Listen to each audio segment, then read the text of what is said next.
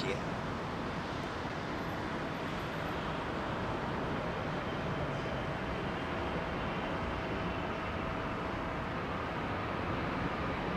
Wow.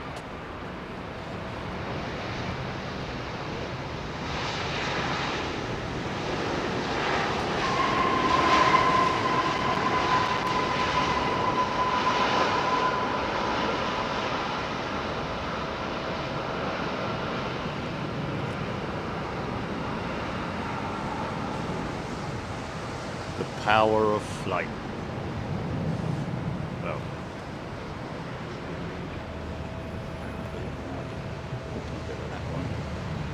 let's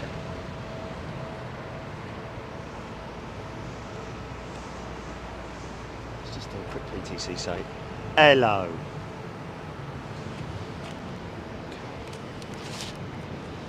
Sorry about the silly shirt, folks, but you alright? What's going on? Silly hat, everything. From Anchorage, this hat. Remember it? Of course you don't. But anyway, hope you're well, folks. What is it? Just coming up to 5 o'clock, and it's the 23rd of this wonderful... Look, it's hot, folks. I mean, I know a lot of people would say in America, that's not hot, but 70 degrees, man. If you're standing out in it, it's hot enough. If you just stood standing for any particular length of time. But I'm not going to harp on about it. Woe is me. Oh, it's so... but anyway, listen, folks, I'll talk about what we were planning for today, and it didn't happen. You would have seen by the tweet that I actually sent that tweet from Toulouse this morning. Flew on, hope you're well, flew on the I don't know what it's all about plane.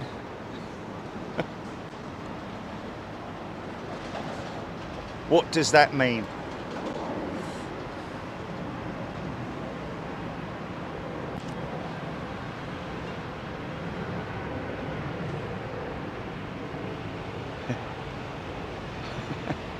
Pegs.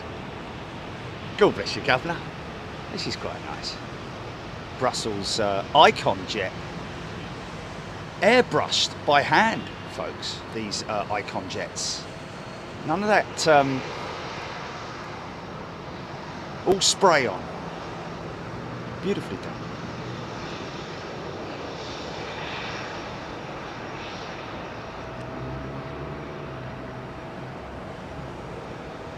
And that is the Tomorrowland.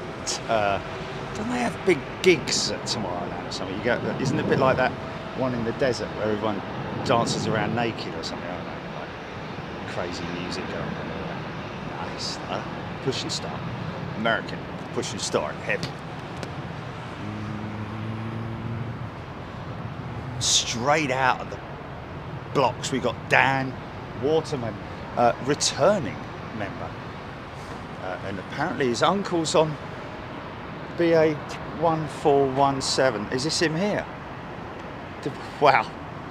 Oh, okay. Okay. I was going to say, okay, the one behind it. Dan's uncle's on the one behind it. I'm guessing he's either, well, he could be cabin crew, could be piloting it, could be on it as a passenger.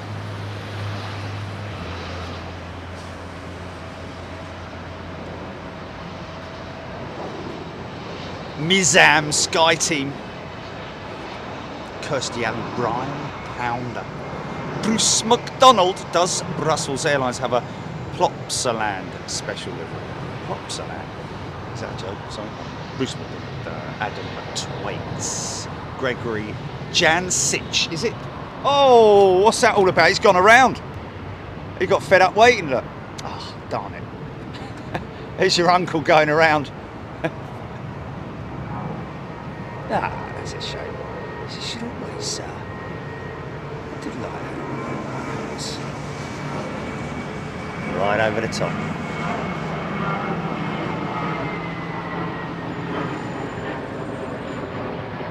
Probably been,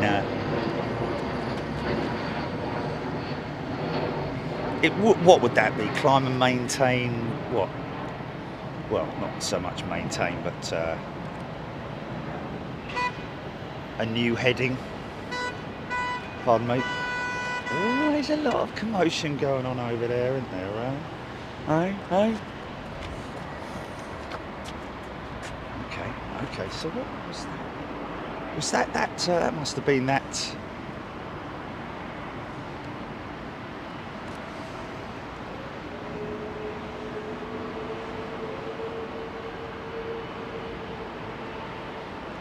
Yeah, we will.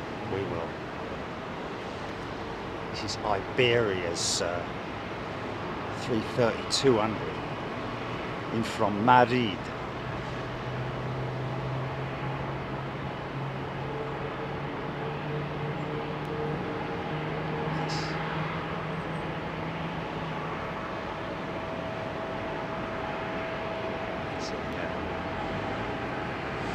Apparently it is as well.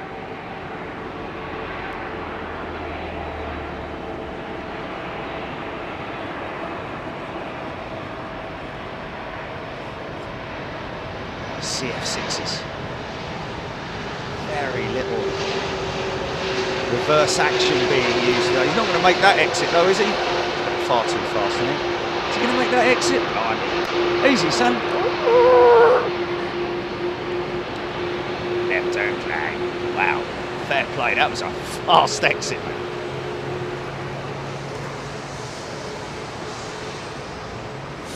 So yeah, the plan was the plan was we needed to go back to Toulouse and test the equipment, and the equipment is absolutely fine, folks. It is actually, believe it or not, since COVID, the connectivity has literally gone through the floor around Toulouse. It used to be a different network as well that we used to connect to.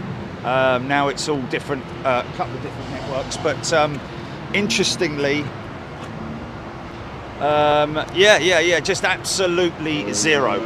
Bit of a conspiracy theory that me and Jilly were talking about was, have AIRBUS, do they have any control over connectivity around their airfield? Does make you wonder, but I think that's a bit of paranoia maybe setting in. But you never know. Do they have the power to be able to sort of like disrupt the networks around there? Yeah!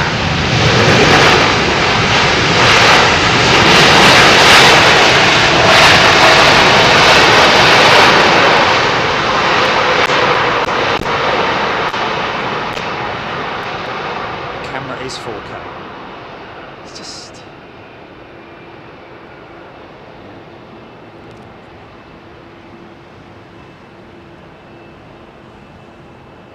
nice.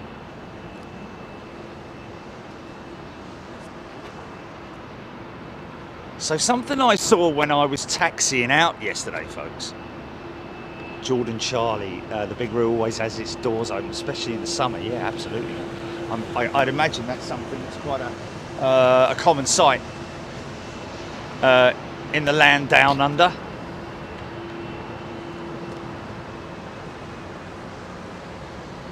Sarah Ansell going to AIRBUS, going to Toulouse on the 5th of September, doing the AIRBUS tour, going for 3 days. Yeah, I mean, get yourself up there and get yourself up on the bank if you can, opposite the, I don't know if it's the southern end or the northern end of the airfield, but yeah, hopefully they'll be on the right operations as well. It's a bit of a shame because the operations did change today as well, and they were departed. But you know, the end of the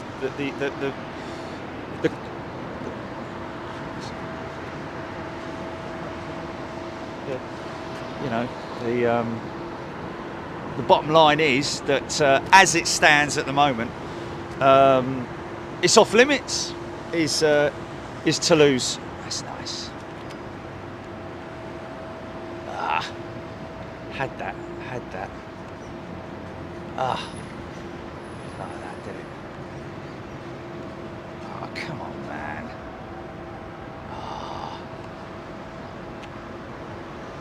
Oh, for God's sake, no.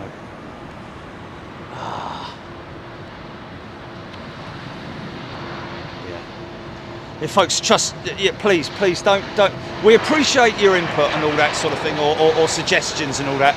But really, we do know what we're doing in terms of connectivity and systems and all that. You can't think about it, man. You can't use a Starlink. Starlink, you need a dish and all these kinds of paraphernalia with you, and a modem and all those kind of things. It's not practicable, out in the field. I mean, I know Kevin does. He's got half an office set up. It takes him about 2 hours to set the thing up. But even then, he doesn't travel around the world. But the thing is that with us, it's all about being mobile and having the capability overseas without and being able to do everything that we do right here, as you're seeing here, but overseas, like we do everywhere. Like in America. When we go to the US, very mobile, as you know. If you're a member, you will know that we, from time to time, if the connectivity is there, do a road trip. Whilst we're moving from one position to the other, or if I'm going to get coffee or whatever, McDonald's. So yeah. Until we did a little bit of research on the French networks, and apparently they're terrible, ranked very low in Europe in terms of the connectivity, both the mobile networks and also the internet as well. It's pretty archaic is what we hear.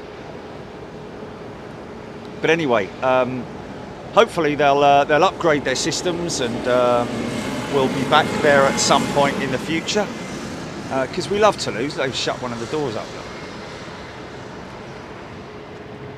Maybe they've seen us on the telly. And here, Bruce, go and shut that bleeding door up there, will ya? Sue Taylor, Satin Tottenham, Zombie Talk. Good afternoon, everybody. Very warm welcome. London Heathrow, 27 right arrivals. About 70 degrees, mild breeze, I would say. Very little for these pilots to think about.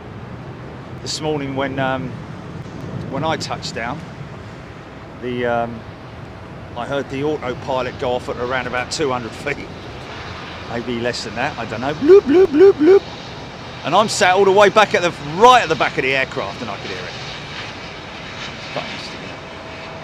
It has to be a very loud, audible note. So yeah, we will. I mean, obviously, we love. Well, we'll have to go back to Seattle, won't we, again? But what about the 777 and the? Let's go. Give Boeing some love, man. John Grinham, good afternoon to you. Jeffrey Primus. Yes, that's the key. Thank you, Jeffrey. Appreciate that.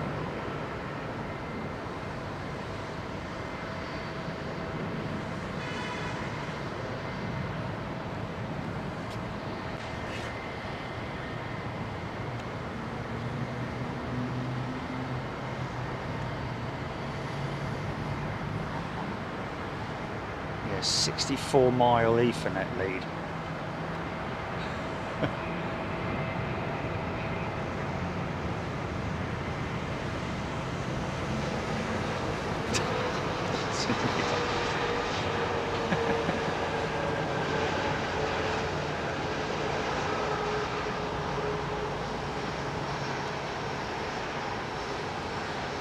Darren Nichols, my favourite of the day is to be either Korean Air or Asiana.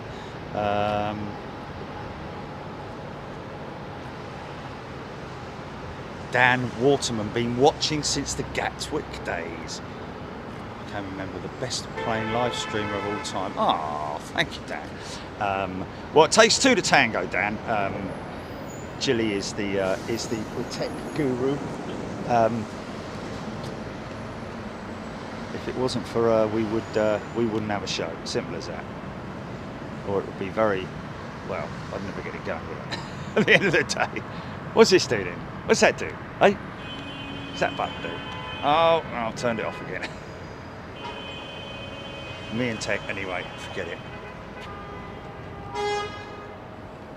Adam M94 heading to Heathrow shortly for my EK6 flight to Dubai later on. Okay, EK6. Let's see if we can grab that. I don't know. Emma Deal just in time for home time. Dubjet Aviation. SRTLA with cellular bonding is the future of IRL streaming. Just need the mobile networks to up their game. Well, that's the whole thing. To be honest with you, the networks here in the UK and most places that we go to are adequate. Of course, when we go to the US, first thing we do is load up with AT&T SIMs, and if the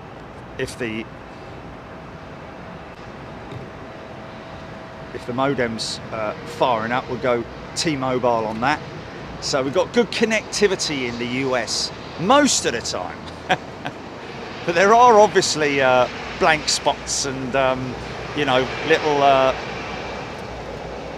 you know, I don't know if you listen to DAB radio or anything like that, folks, but you know, from time to time you drive through a segment where obviously the networks are there's a blank spot basically. Is that the go around? Was that the go around? Have I just inadvertently filmed him or her? Where's that go around? All this talk.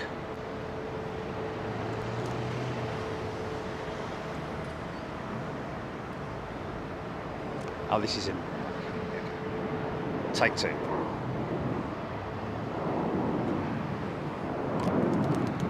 Thanks, Nicky. But you know, think about what you're saying there. Someone should help you in Toulouse. There's no one interested in helping us in Toulouse, and there's no one that can help us at all in Toulouse anyway.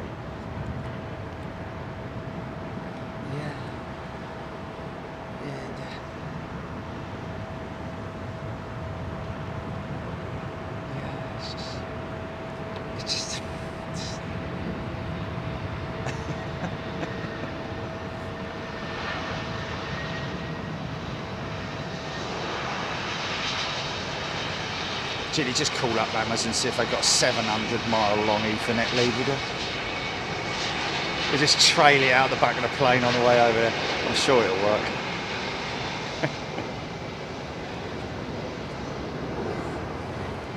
Hey, they do it under the ocean. Why can't we do it?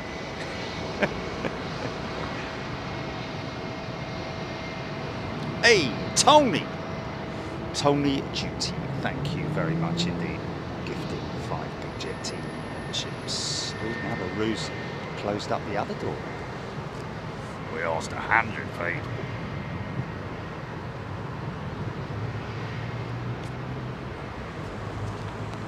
Trevor, UK Lemons. Good day.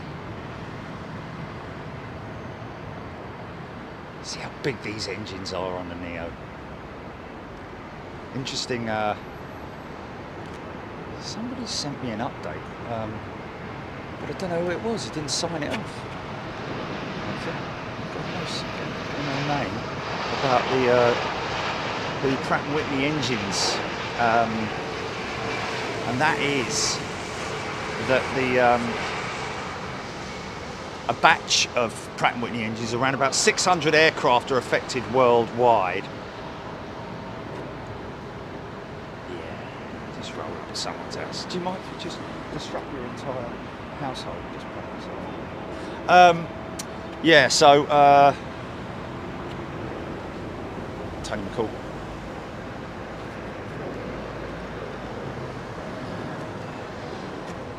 So that's interesting, folks. When I was rolling out yesterday, you see her number 2 engine has quite clearly got parts missing there. That is an aircraft on ground, that DHL jet. There was a crane in there yesterday, so obviously lifting the, in your own time.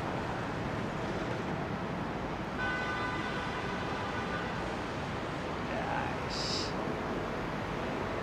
Scandinavian Airline Systems. Not services, systems.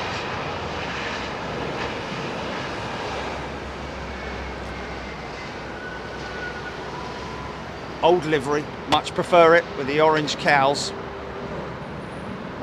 Some would differ in their opinion.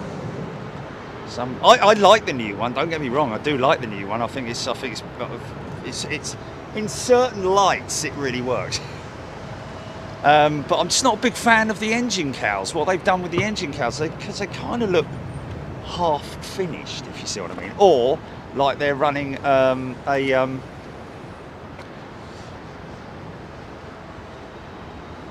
temporary set of cowls, leading edge cowls. That is, you know, the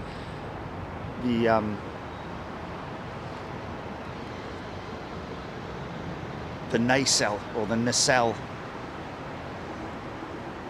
leading edge intake that attaches to the fan casing, which attaches to the thigh bone. These are Pratt & Whitneys. So yeah, quite interesting that I think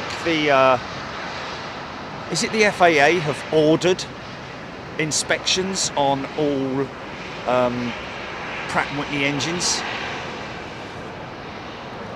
effective sort of like almost immediately, where because apparently it's the powder that was used in the manufacturing of some components. Now I'm wondering whether that is fan blades, not the fan blades, but the combustor blades, you know, the internal core blades.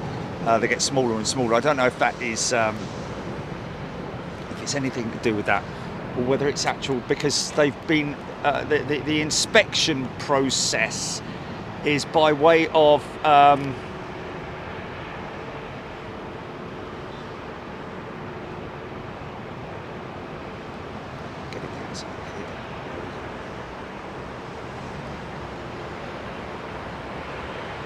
on these engines they have a boroscope inspection. Same. Exactly what I said. I want rain, man. Come on, I need it to rain. I want it to absolutely pelt it down.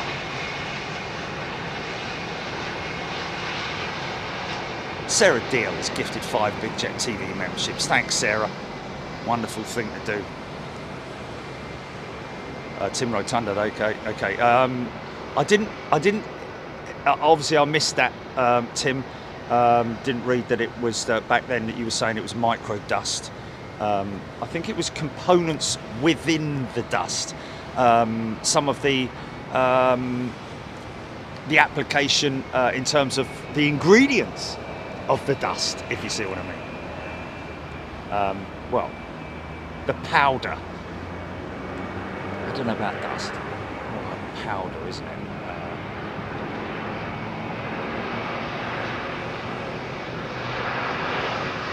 Yeah, very interesting.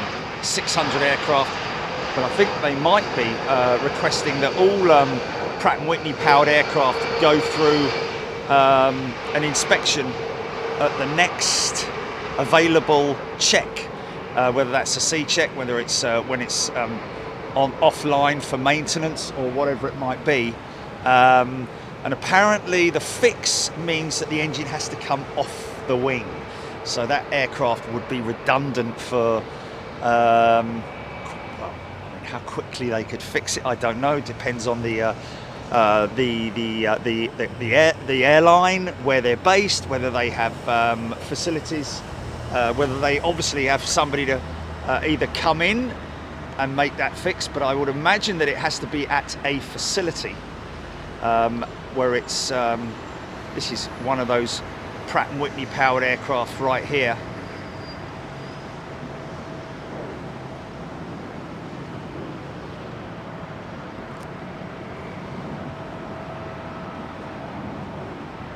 I just said 1,200. Oh, it's up to 1,200 aircraft. No, it's 600 aircraft, 1,200 engines, I think, from what I hear. It's 1,200 engines. Oh, okay. Well, if he's saying it's 1,200 aircraft, then I don't know. Wow. Okay, maybe a miscommunication. That's what I read was 600 aircraft, which equates obviously to 1,200 engines. But it might be the wrong way round, or I'm a little bit out of touch in terms of being up to date. Would have felt that. He's over now.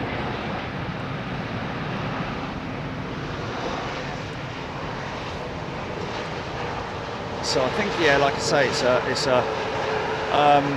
an inspection procedure which involves the borescopes, which so the inspection can be done on wing when the aircraft is on the, what's that? Yeah, it's 600 aircraft. Can be done when the aircraft is on wing, but obviously depends on the climatic conditions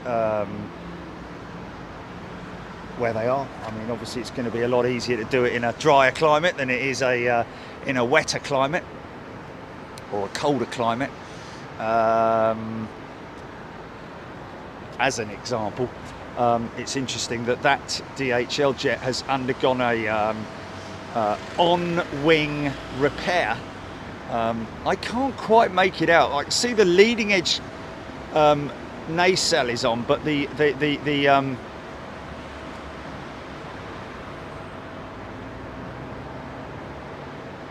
core cowls are not on that aircraft, and I don't think the rear aft cowls are on either. When I say the core cowls, the slider cowls. Certainly looks like it's open to the elements, but I imagine they're hoping that that's going to get fixed quite soon. Whether they're waiting for a component to be shipped in, I don't know. It was a lot of DHL service vehicles around it. It wasn't a load of parcel deliveries. It was definitely DHL vehicles, or should I say DHL branded vehicles. See, the crane is still there, I think. You can see it. Oh, is a good one for you. Do you want a bit of subliminal advertising, Jill? Are you ready for this? Ready? Keep watching the screen. Ready? I'm going to do it. I'm going to do it very, very quickly, and I want you to tell me what you think of when you see it. That was it.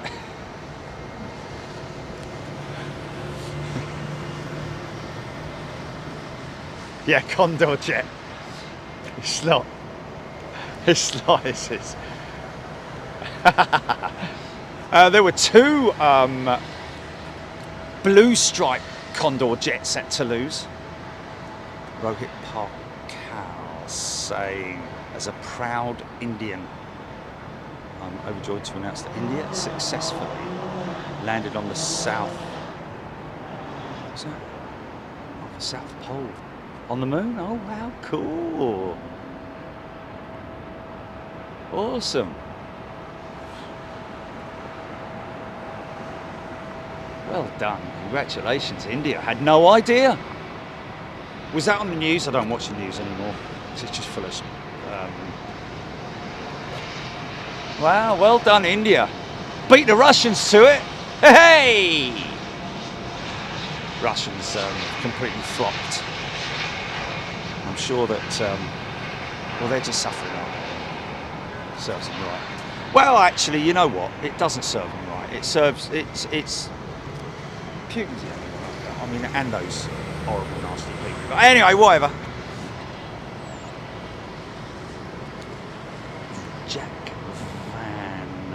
Jax Van Halen.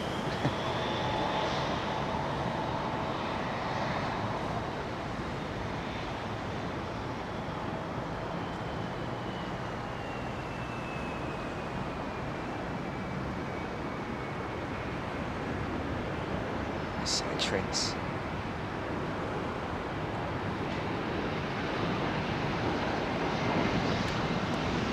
Rolls-Royce.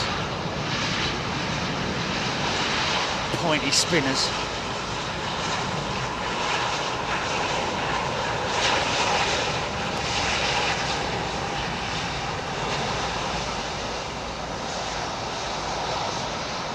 Might be Pratt & Whitney's on that DHL, I'm not sure.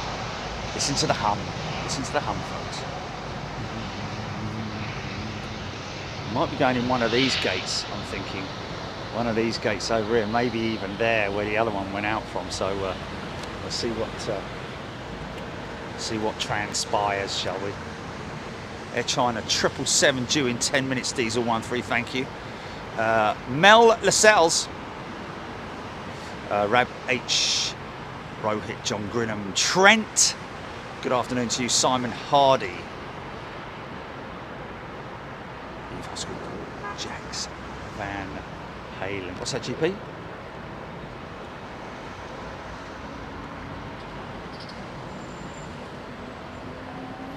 Well, you know, I mean, I think you're. Really?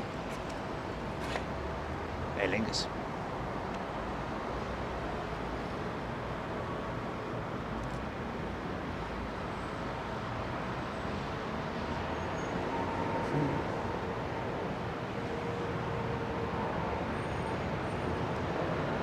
CFM 56. See the big hinge door mechanism there.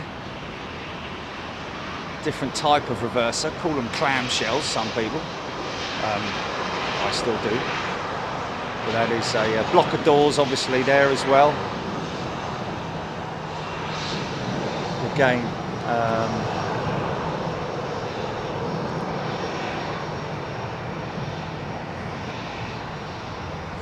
Darren Nichols, does United have a maiden base at London Heathrow? See one of their 767 parked by one of the hangars near Virgin's hangar? Yes.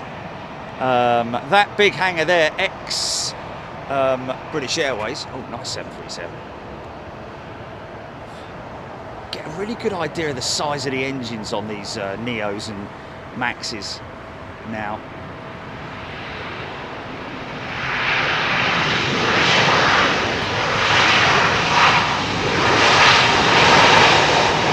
Ground clearance there, man.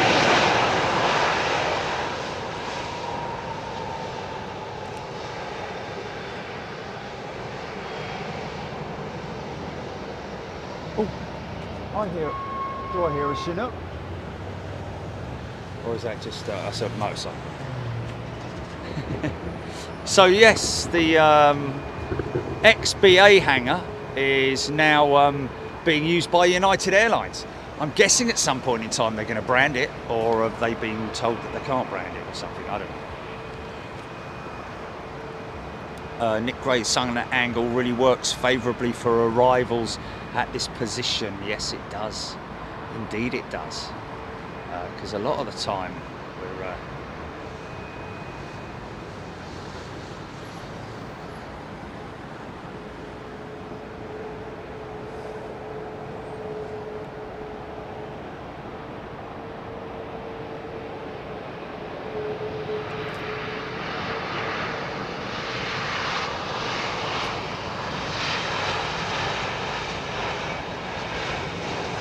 Jenny McDermott. Good day to you, Jenny. Good day, everyone. Are you doing well? Stumpy gear on the 737's J Mank. Yeah. It is crazy, isn't it? If you look on one side, I don't know if you can see it from this angle, but you can see the opposite side, the wheels on the opposite side, got no wheel cover on it. But this left-hand one, that left-hand set there, see the wheel cover on it, because there is actually no gear door. That section of gear door that you see there is fixed to the undercarriage leg of the 737. So when it hinges up, it goes up with it, and then that's it. There is no other, because of the fact that they couldn't put doors on it because of the ground clearance. Always been the case. Quite surprised that maybe they can't extend it any more than what you've got, can you? But how did Airbus get away with it?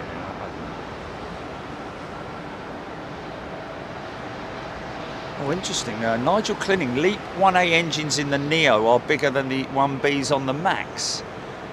Okay, well, bigger as in bigger cowls, I'm guessing. Really? That much bigger? Are they?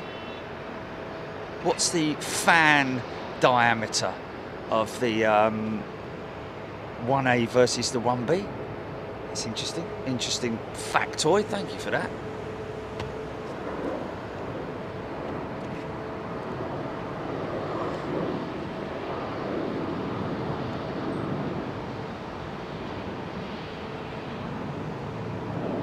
Fan casing diameter. LEAP 1A versus 1B. More or less the same to me. Interesting.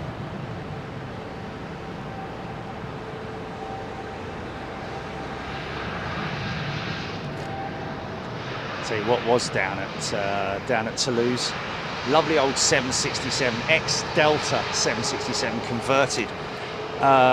Still got the Delta livery on the rudder, unless, and I'm pretty sure it is an X Delta jet because all the colours match it. So.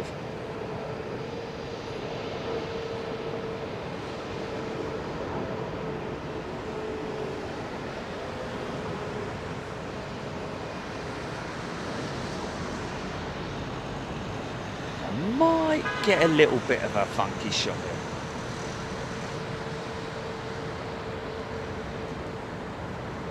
Nice.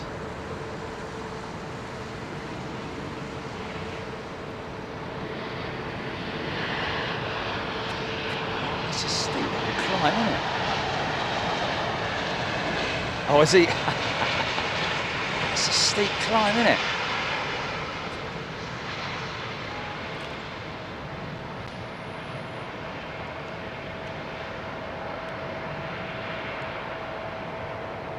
Gotta love the bank shot of the 777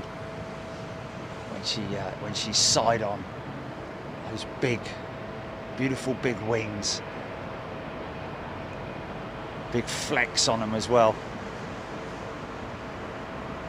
Lollipop official, is it Lollipop official? See Virgin Atlantic with their own team of agents on the ground, visible by their the blue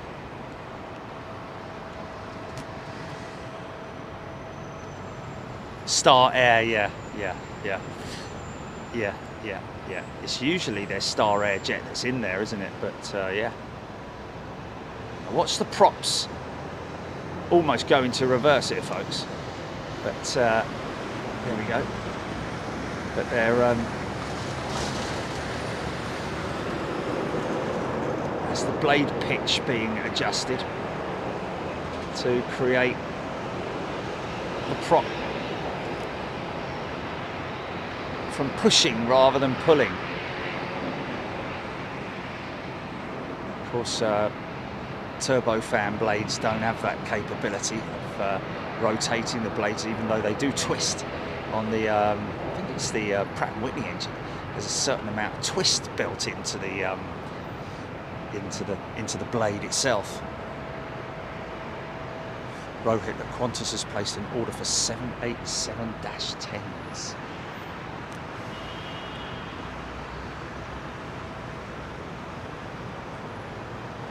Lego dude. TJS. Whatever happened to EasyJet Airlines? I don't know. You know something we don't? That's an operator that I can never see going having any financial difficulties whatsoever.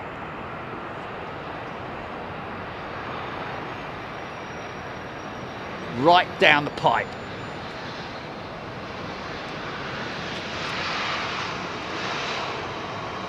Yeah, Monarch, it's not a rumour, Tim. Monarch are absolutely 100% reforming. It is official.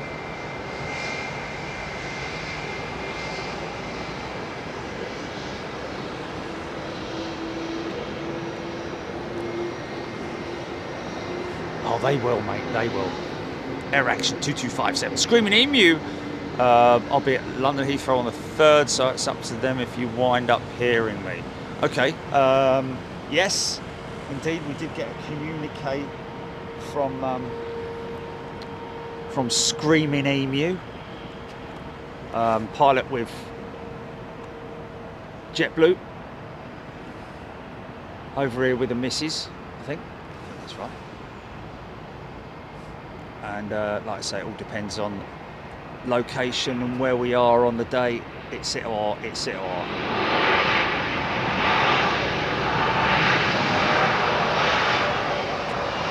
Nice.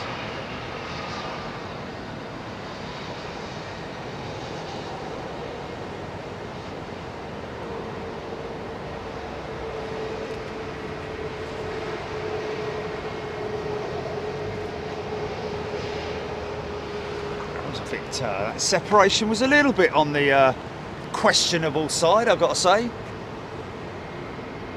Joe Thompson flew with Monarch. I think a lot of people have flown with Monarch, haven't they, over the years? I think it's an American concern, isn't it, that are grabbing hold of them.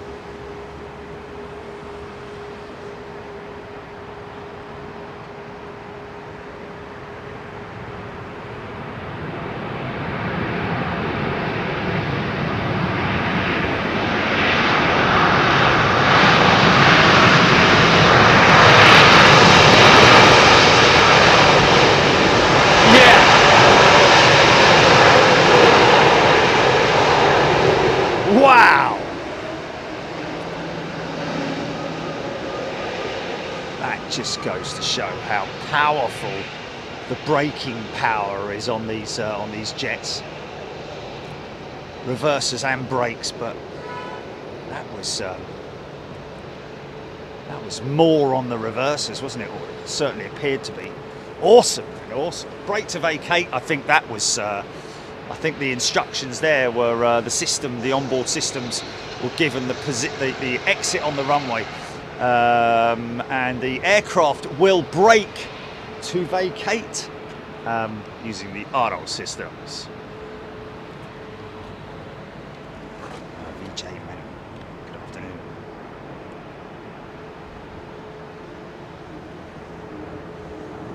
Oh, nice. Seen Air China's 777 for a little while, have we?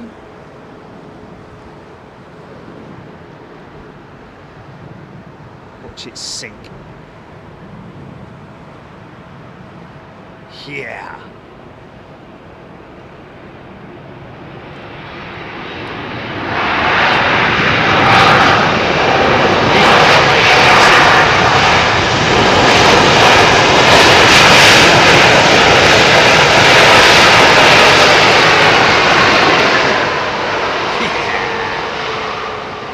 Nice.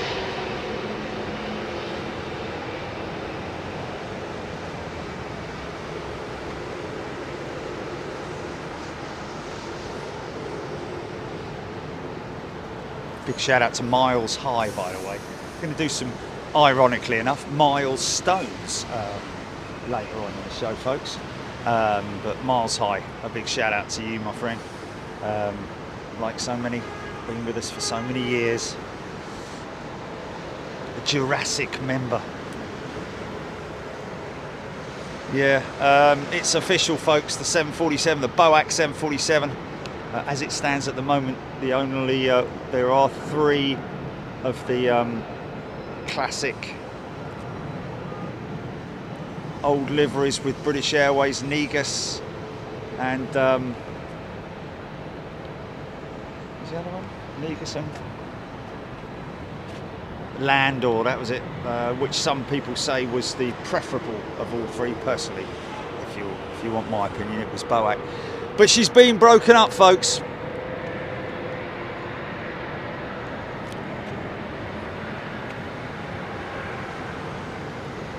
Squadron of retrojets, no more. Being broken up at St Athens, near Cardiff. You've got to be a bit of a It's a bit like someone who works in a, forgive me for saying it, but somebody who works in a slaughterhouse, isn't it? Having no concern or care whatsoever for animals. I'm not saying that those folks do, but is that guy going to put his gear up or not? Hold on, no, he is. Yeah, before everybody has a go at me like, you know, oh, well, there are obviously a lot of people who slaughter animals, who love animals. I can't put the two together myself personally, but if there are, I do apologise to anybody out there. But almost somebody who operates the machinery down at St Athan for breaking these things up, you know, you kind of almost want to have somebody who's got no inkling whatsoever as to what he's breaking. It's just breaking something up. It's an aeroplane. I know it's an aeroplane. Oh yeah, it's a jumbo jet. That's right. Yeah, I'm not interested whatsoever in its history and iconicity. Is there such a word, or have I just made that up? Iconicity. It's a good one though, isn't it?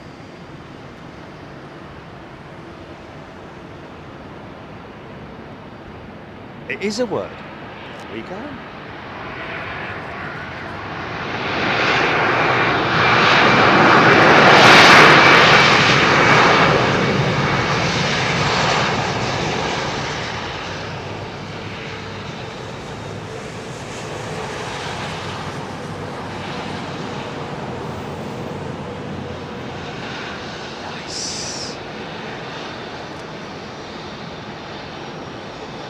I'm waving, but it's highly unlikely they're looking. Beautiful.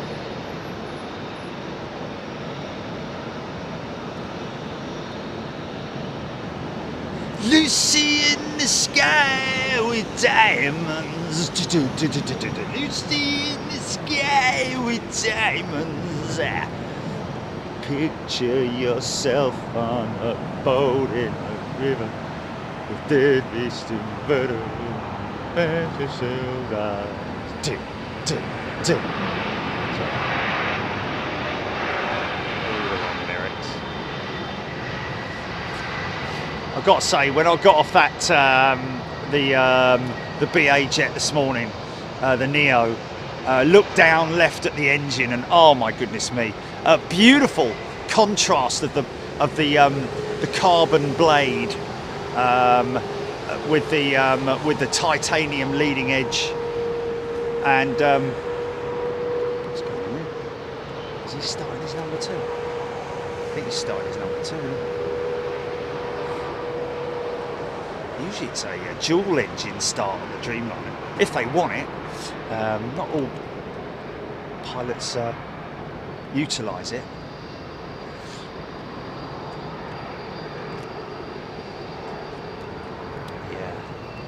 Aircraft retired prematurely. Interesting that one of the news reports I saw, they mentioned that the BA 747 fleet were due to run until 2024. So it would have only been another year, but probably would have been extended, I would have thought, because of the shortage of aircraft deliveries. I've got to say, you know, we love Toulouse and all that, but blimey, not much going on down there at the moment, folks. When you see it, it is some amazing stuff, but it's I would have been standing there in 40 degrees heat today. 50 747s still operating in the commercial passenger role. Of course, we all know the largest of those operators is indeed Lufthansa. I'm just going to look something up really quickly. Good for you.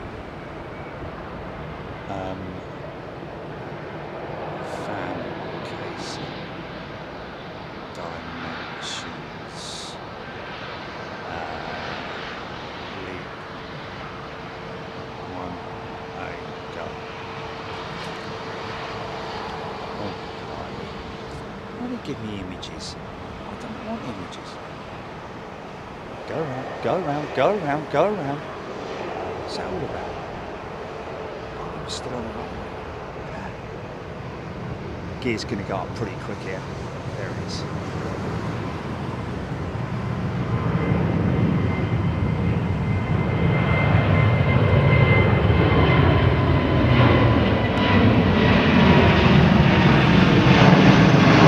Coming your way, GP, probably.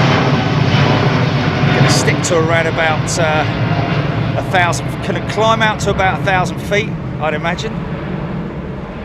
Oh, no, he's going right. Sorry. Say it again.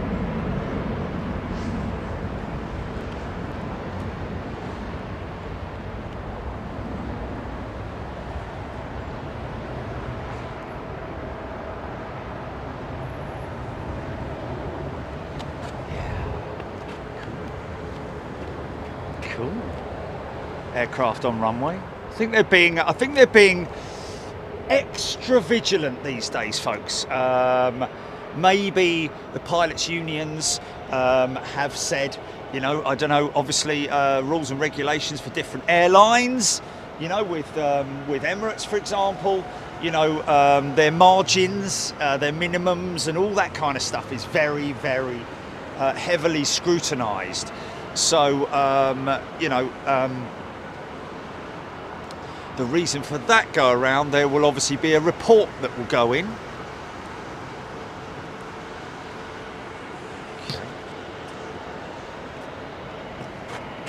Well, I don't know, Screaming Emu might be able to enlighten us on that in terms of a go-around procedure. I'd imagine it goes in the logbook, doesn't it?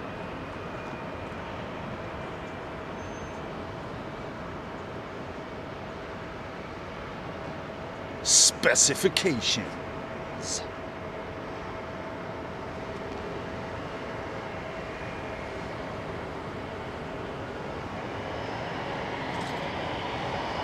Right on the keys. Straight down the middle. More Rolls Royce.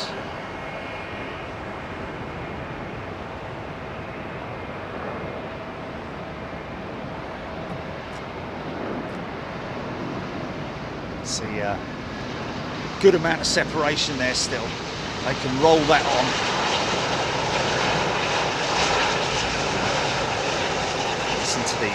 Listen to the engine start humming.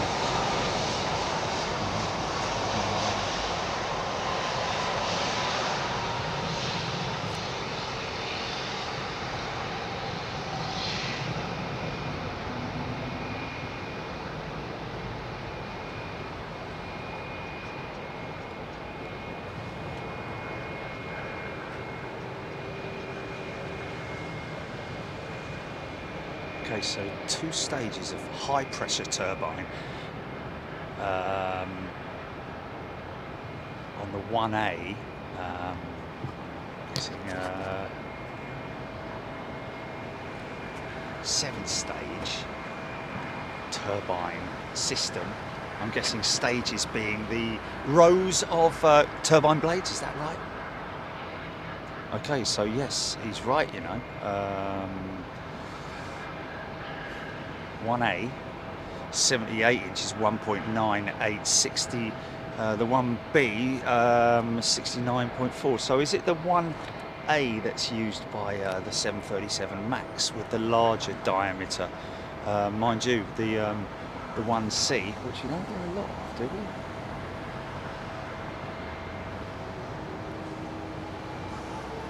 Is it a mixture of 1A and 1B engines that are under the microscope? Oh no, sorry, that's Pratt & Whitney. Say about it.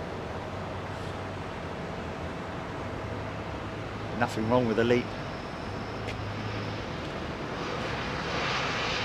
So obviously a batch of engines were affected, or have been affected, or are affected. I'm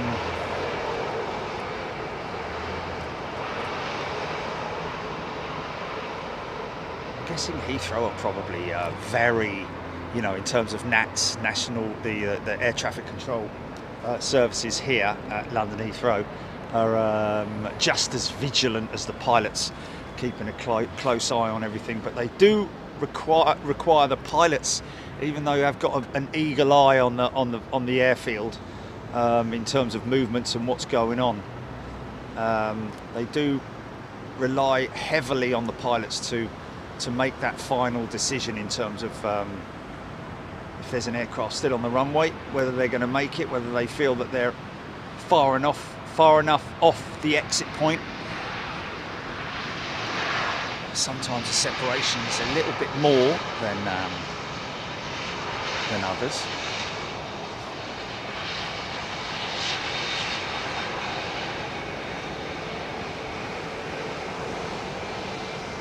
So that's not the fan casing diameter, I don't think. I think that might be the overall fan blade diameter.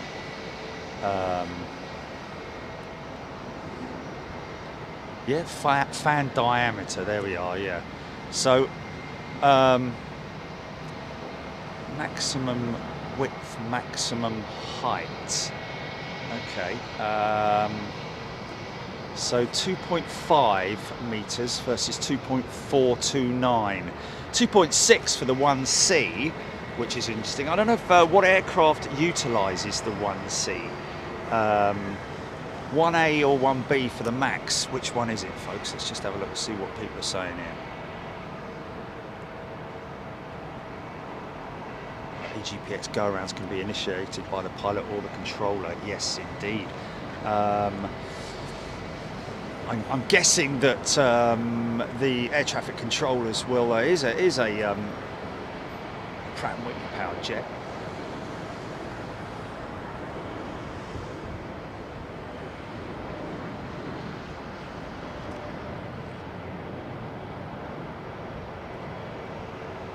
Beautiful looking engine in terms of its aesthetics. Aesthetics of the fan blades themselves are just beautiful on both the LEAP and the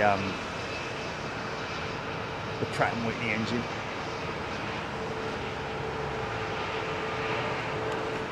It's very smartly dressed up by the KLM crews.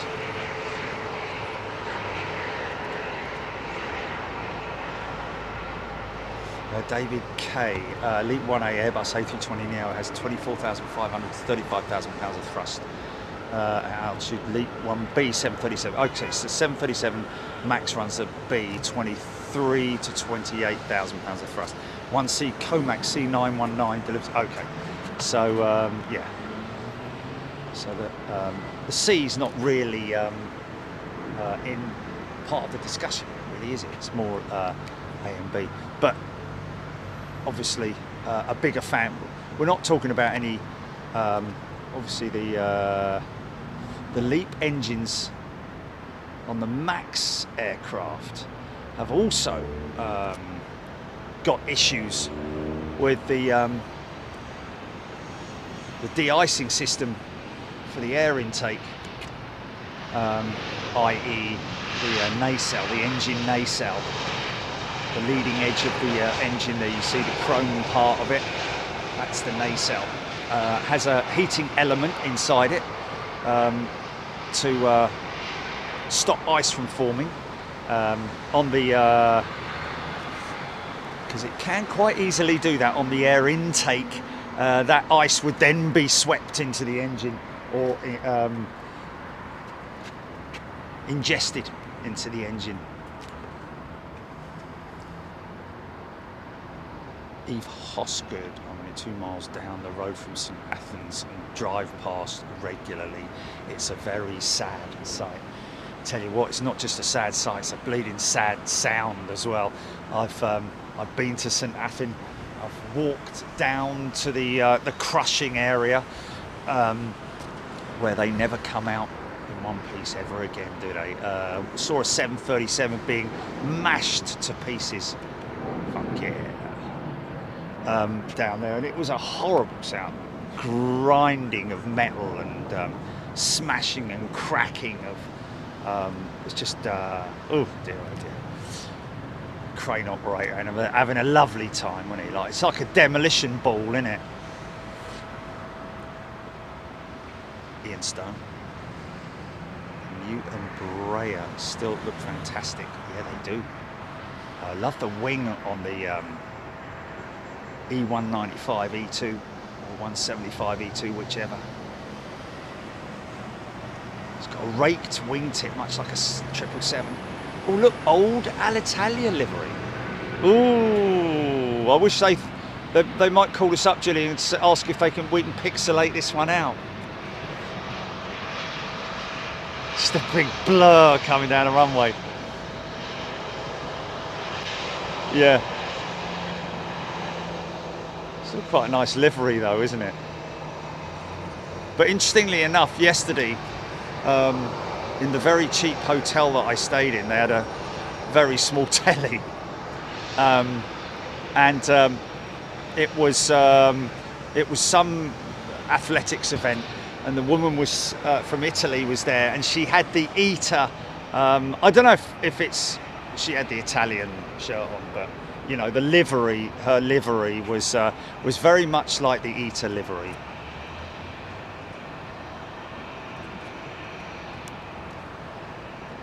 Nikhil, Airbus needs more thrust.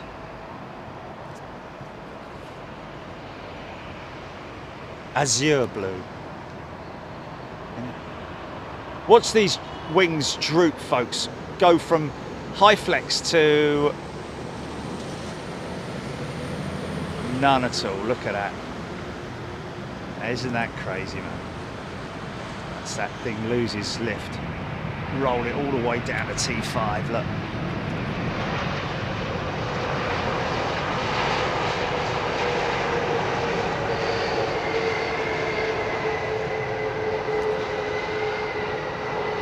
Savoy blue, is it?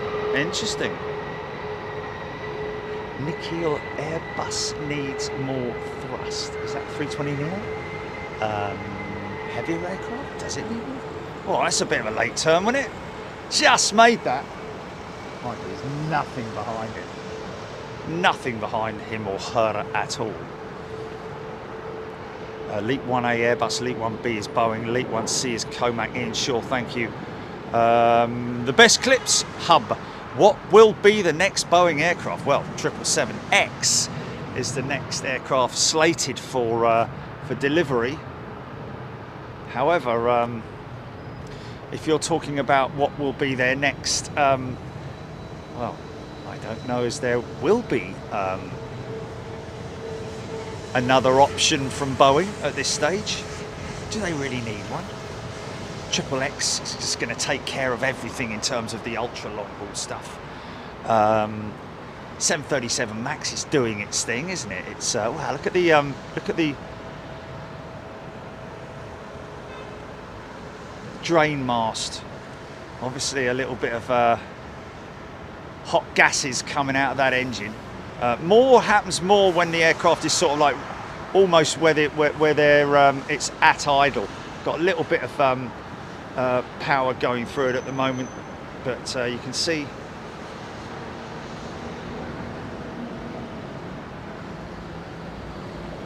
there's a number of different elements that come out of that drain mast. If you look at it up close, there's written on the drain mast is like all the different variables of fluids and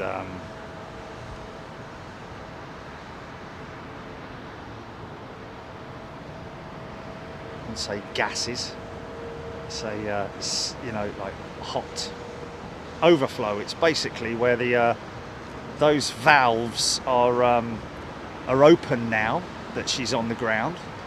I think they close up as soon as they light it up.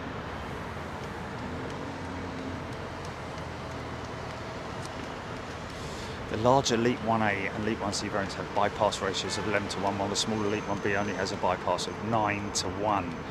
Still a lot though, isn't it? 9:1, but 11:1.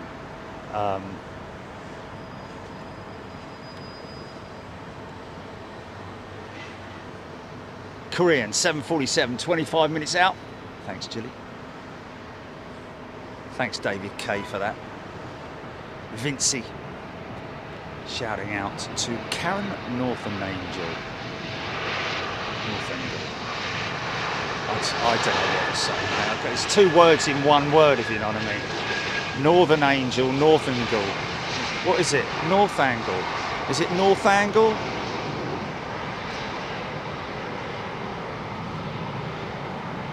North Nagel. What's North Nagel then? Is that a place or something? Oh, okay, I'm sorry. North Nagel. Karen, anyway. North Nagel. Okay, North Nagel. Okay, Karen. I'll just say Karen. Vincey giving a shout out to Karen for the gifted membership on Sunday. I was watching the stream on the TV, so didn't see the notification until after the show. So thank you very much to Karen. And anybody else who gifts membership on the channel, we really appreciate it. I'm sure those who are gifted appreciate it even more. But, yeah.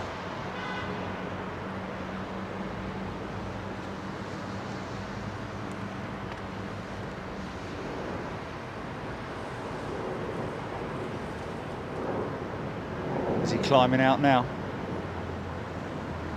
No? Going to be a funky shot. In 3, 2, 1. Yeah! Gotta get funkier. Funk and Soul Show with Craig Charles. Hey, take it easy, right? That's a very great view. This is A220. Now this is, no it's not, 320, sorry. 320 Neo, apologies. Say they did. Sometimes at certain angles they can be mistaken. 220s, especially with that funky cockpit canopy. See, this is what I'm talking about with the new livery for SAS. I say it's new, it's like, it's a good 4 years old now, isn't it? But see that blue engine fan casing?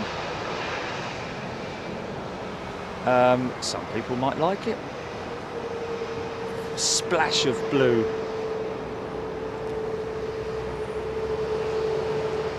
I mean, you get used to it. You get used to it. It's Tony O'Reilly. Good day to you. It's a proper right about face, isn't it, or something like that? To what, GB?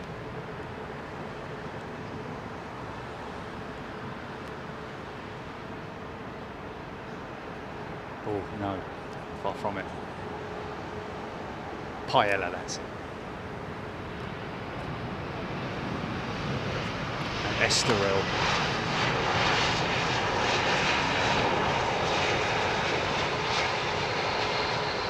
Which is the aircraft going out, GP? A little Star Alliance jet.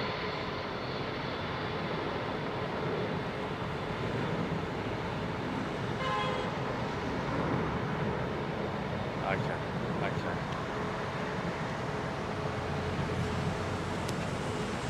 So yeah, obviously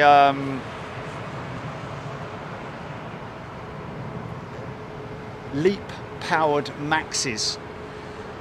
I think all of the LEAP powered Maxes are going to need to be visually checked, or maybe modified. Which basically means the engine nacelle has to be, well, something has to be modified, doesn't it? Because it's overheating, or has the potential for overheating if run for more than an hour, which is not good unless you're flying under an hour,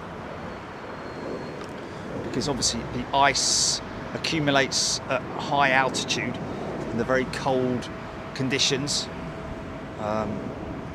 You wouldn't think it's standing on the ground here, but up there at 35,000 plus feet, you're looking at, or across the Atlantic,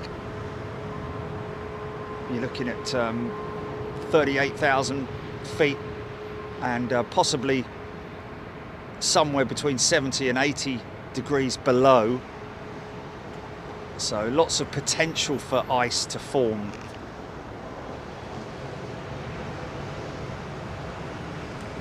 It's not that the engine can't handle it, but it's just that ice, if it continues to be ingested by the engine, it may potentially start to disrupt components in terms of their working window.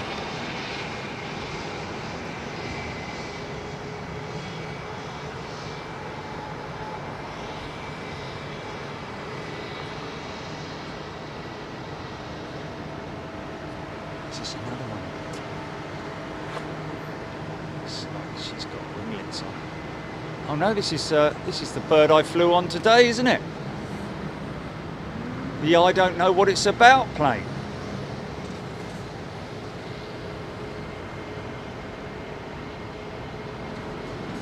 Oh my goodness me, I can't believe it. Yeah, I'm going to be hanging by 9 o'clock, mate. Up since 4:30 this morning. She's done the rounds. It was the same crew on my plane coming back as it was going out. Can you believe it? Carl Withers has upgraded to first class. Thank you, Carl.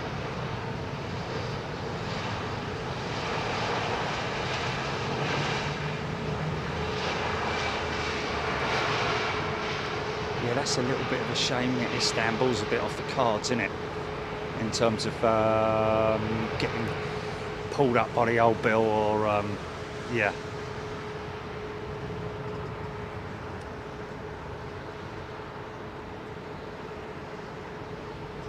See how the LEAP engine has that ancillary bulge on the left-hand side and the right-hand side of the number 2, but there is a noticeable bulge which houses the ancillaries. Actually, I think it's on the left-hand side of both engines.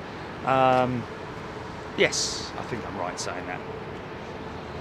It might be possibly some kind of ancillary system.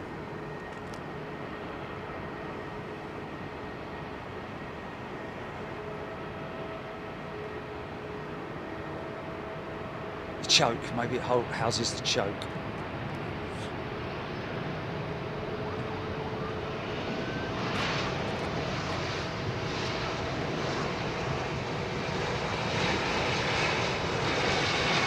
Is that our BA jet going out now, Julie?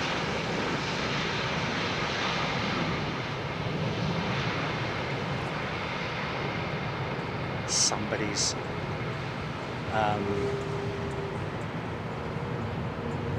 rally on that one, I think. Parents, there we go.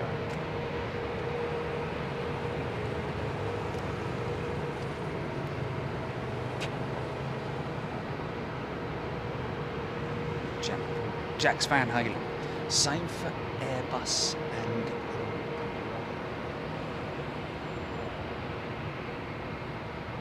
Embraer with the ERJ, the 195 E2, 175 E2 as well, of course. Airbus in terms of any No. I don't think the LEAP. I don't think the LEAP issue is concerning any of the Airbus jets. I think it's just Boeing related. I don't think the Airbus fleet have any issues with their LEAP engines. I don't think. I think it's something to do with the fan casing itself. Obviously, it's a different diameter, isn't it? So it's larger, so it's only affecting the LEAP 1Bs, I'd imagine, not the 1As. Look very much the same size, don't they? But obviously the Boeing, the Max,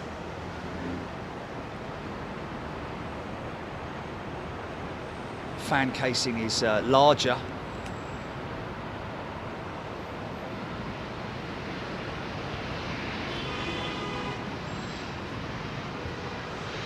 would imagine that who developed the fan casing for the 1B/Boeing versus the 1A. Is it a different manufacturer? If it's the same manufacturer, surely they can modify that quite easily, I would have thought. Mind that. Traffic.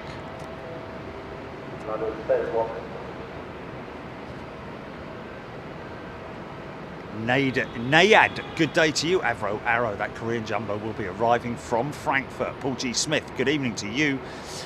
Claire Bear, Aviation Louis 777. I'll be staying at the Renaissance on Saturday for a night at Heathrow and be heading up to Aviation Retail Direct. Oh yeah, give yourself a budget.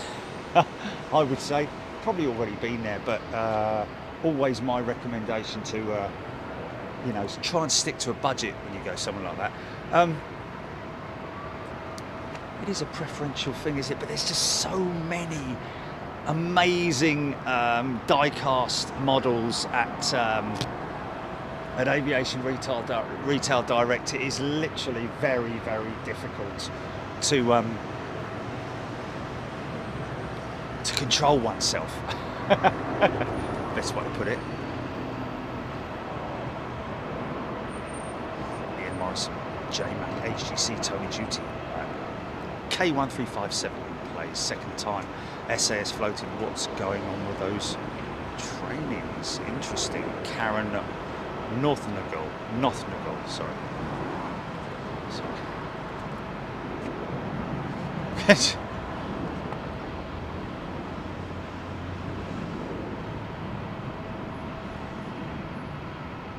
Oh, it's not even North.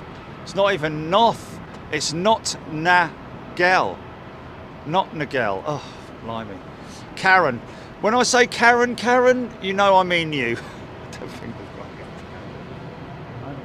Well, I'll call the other Karens by their with their surname, but I'll just keep Karen as Karen. I think that's probably the easiest way of doing it. Karen N. Original Cartmeister. Original? Oh, I know. Recently issued yellow warning for thunderstorms tomorrow morning in your neck of the woods.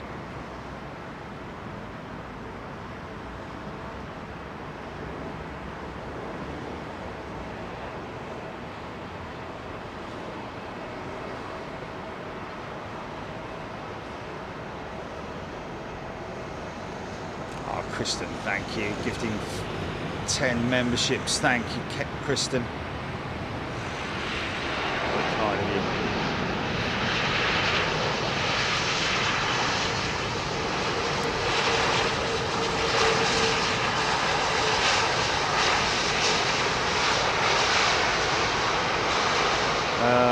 Sean Hyun Lee, would you ever consider coming to Seoul? Gotta get Seoul. We would always consider anywhere, folks, just so long as it's got a decent amount of traffic, you know, and the equipment will work there, you know, in terms of connectivity. I was actually thinking about Japan earlier on, and how good that was in Japan. We must go back, man. Yeah, China's a no-go. Japan was good. Japan was good,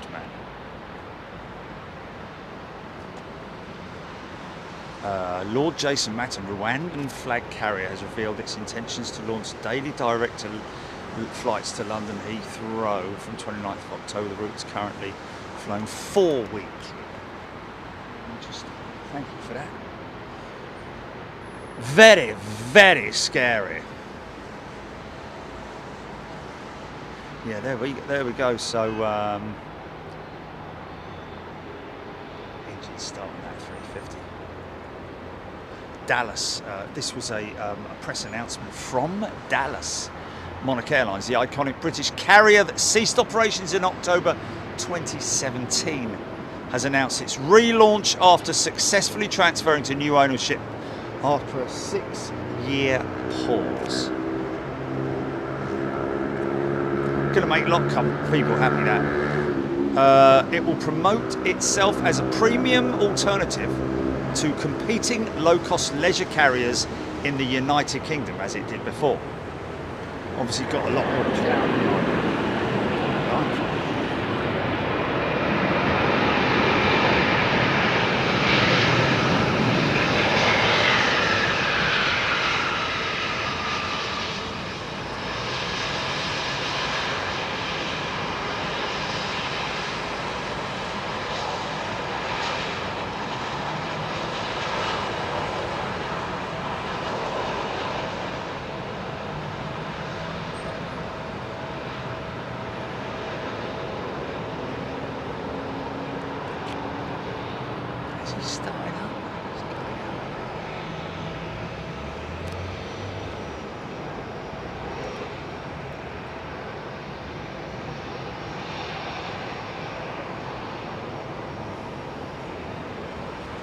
Okay, so the money is coming from the European Union and the United Kingdom. Is he going remote? Is he going out?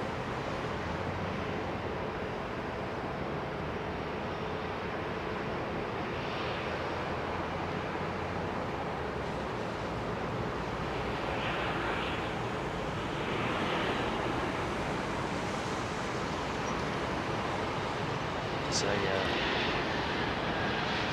parked up next to him. Wow, blimey, look at that. Blimey, that. Watch that. Wow, that's a big load of starlings, that is.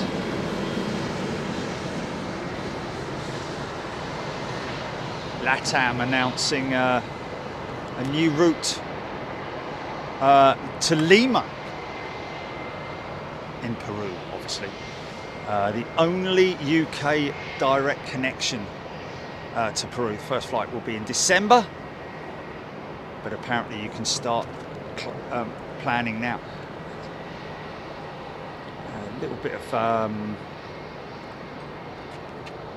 yeah, that's I mean, they do tend to keep themselves, I say, off the runway, but you know, they're approaching it. One of them wouldn't do much damage, but a whole flipping load of them. I tell you, when I was cutting the grass the other week, and I went over just one feather.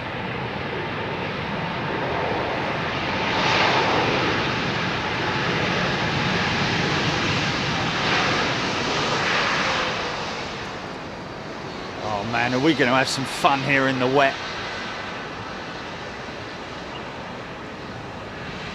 Yeah, a little bit of housekeeping for the channel folks, just to say a big thank you to our friends at the London Fire Brigade. I'm standing on their roof at the moment, and we're very, very grateful to John. Big shout out to all the folks at Greenwatch as well, who are on duty today. A big thank you to them. There's anybody living in the London area might want to have a look at that, scan that QR code and do the home fire safety check, which is a good thing to do. You know, how long does it take? 10-20 minutes to do it, if that, and see if you are there may be just one thing on there, folks, that makes you think.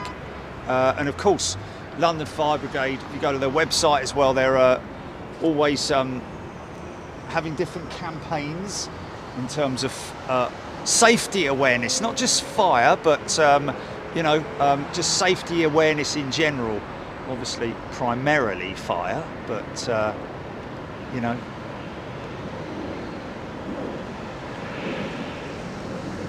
Now we might have a funky shot from a different angle here. Is it going to work? That's too low. A little bit.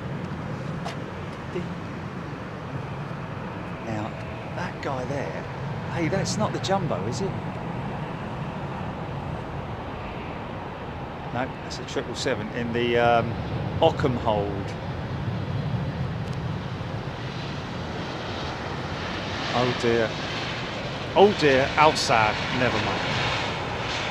Looks like that LATAM jet is it's kind of all set up and ready to go, isn't she? Or have we got a long time before she goes out? She's all fueled up. She's all fueled up.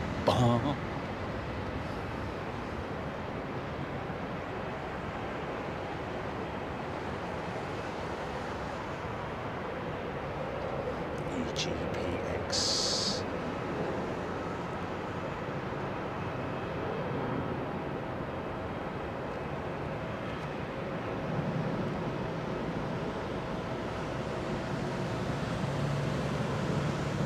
Tony Haynes.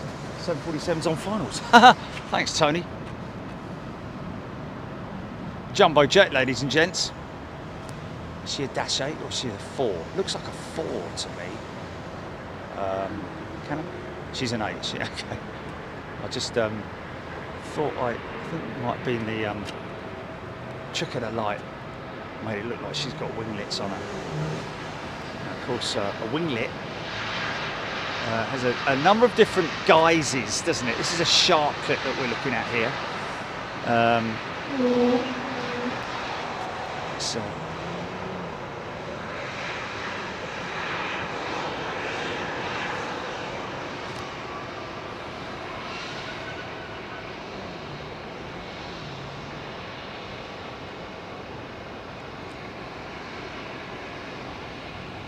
Ian Snell. Jumbo after the Lufthansa 320 Neo, thank you. Sun Hyun Lee Latam. 777 goes out 9:25 a long while yet. Thank you for all that, Sun Hyun.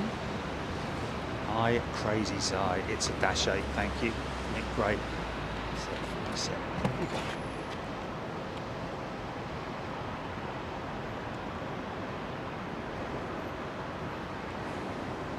What is?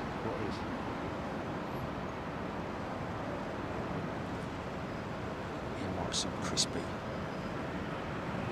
Kia have just named a car 747. Claps. The Kia 747. Really? That's interesting. Look into that. Gen X engines. The power of 2 Dreamliners right here, folks. All exclusive power on the 747-8.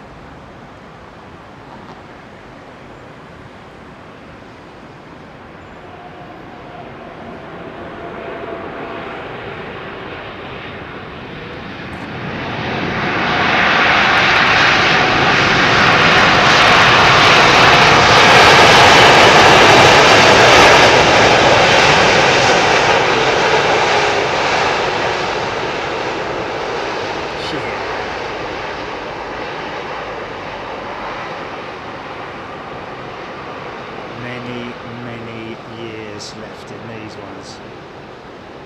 And the dash 8s. I can see Lufthansa keeping theirs on the books for many years to come. Good at least another decade, I would have thought.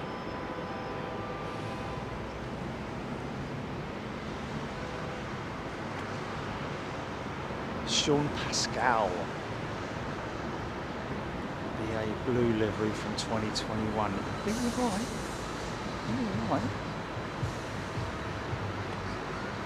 Simon Farr, good evening to you. David Mead. Still a wonderful looking at. Look at that profile there, folks. Look at that. Isn't that beautiful? Classic.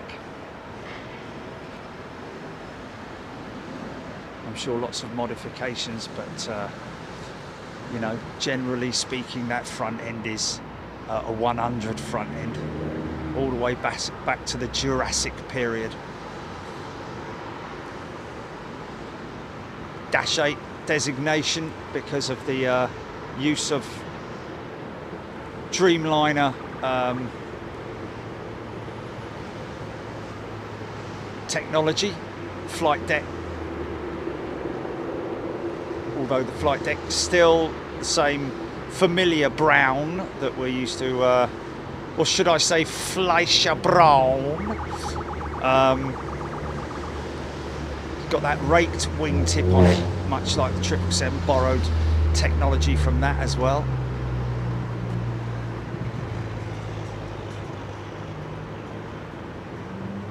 Such a big, thick wing on the 747-8 as well.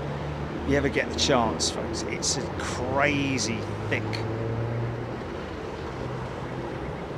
wingtip on it.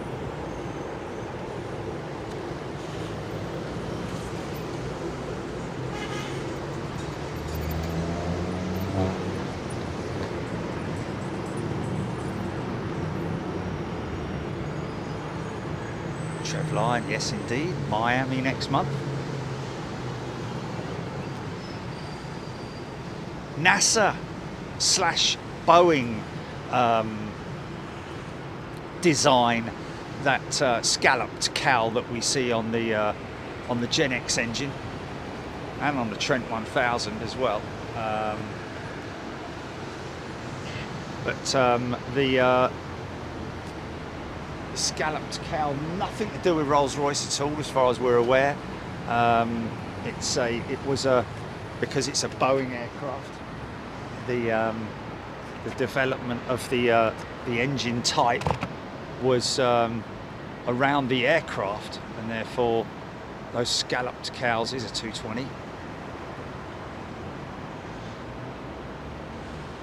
See from the angulated, more fence style winglet on it.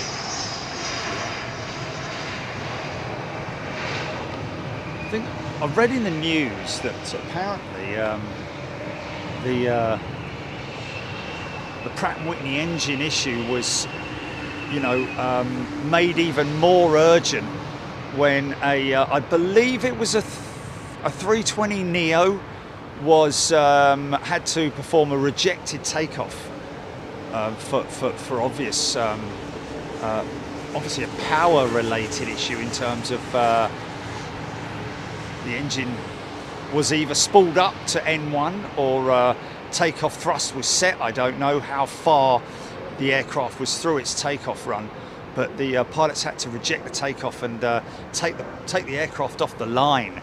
It was that dramatic, and that's what sort of like I think sparked off the either the CAA or the FAA, one of the two.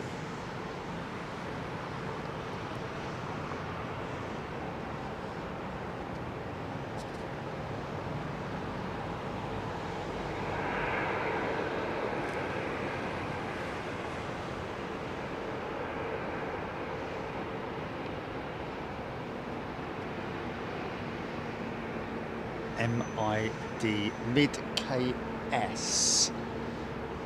Plane involved in the crash wasn't in. Oh, was that the? Yeah, one in Russia.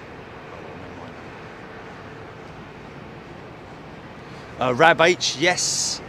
In fact, we're considering either next week or the week after, either Frankfurt or Schiphol, one of the two.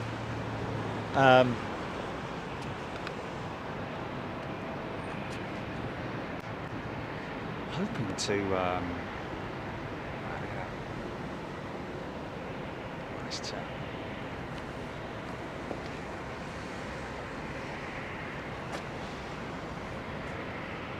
Is that APU fired up? Well, that's a Cathay jet, isn't it? Near us. Noise. Best Clips Hub, screaming in Max Komisky. 747 Andrew Rideout, Judith Moore, Karma Scotland. Through the right channels with Eurocontrol and your operator, I'm sure they can arrange a visit via NATS. We've got a good relationship with NATS, but there's very little that we'd be able to do with NATS, to be perfectly honest with you. It's it's kind of been done before in terms of a live broadcast with the BBC, all under the strictest of regulations, of course. And of course, you have to be very quiet when you're up in the control tower. Might be be speaking to you like this if I was up in the control tower. Okay, you can see that gentleman sitting over there now. He's going to be handing off the this aircraft. Contact departures 118, whatever, blah blah blah. So everyone on the chat will be like, Jerry seems very quiet today. Yeah, it's because he's in the control tower.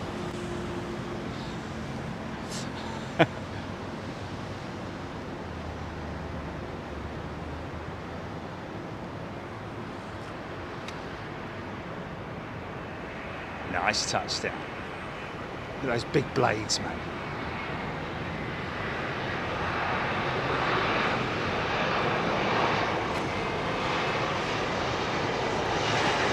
Look how worn out those cows are. Faded.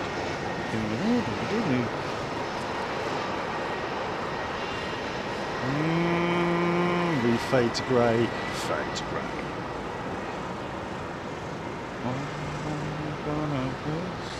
Highway.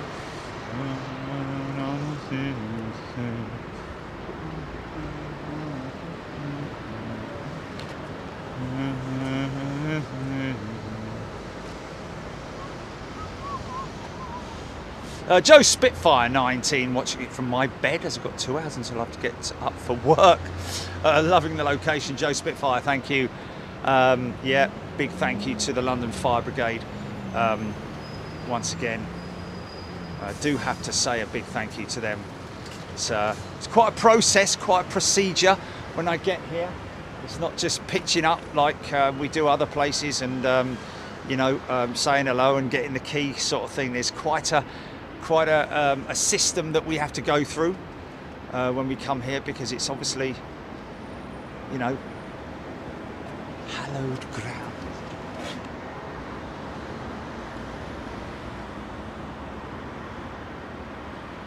Nice.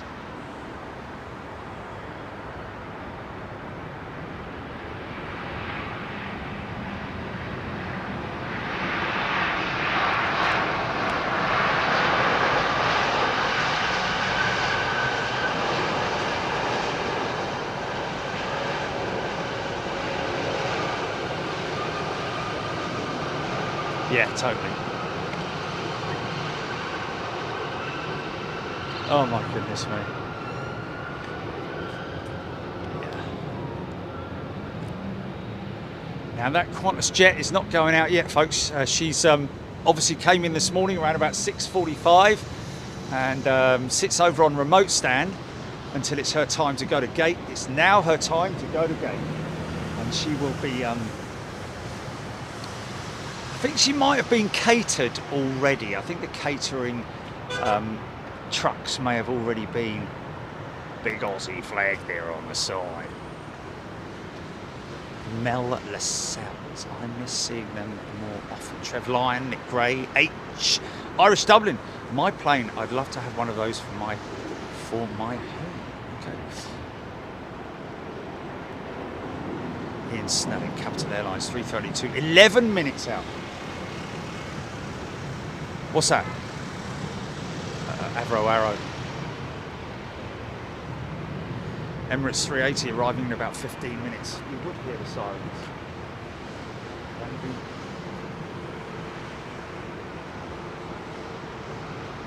No. Adrian Cox 380, 15 minutes out. Thank you for that. Oh dear, oh Lord. We fade to grey. Andrew Rideout. 3 weeks till we fly to Malta.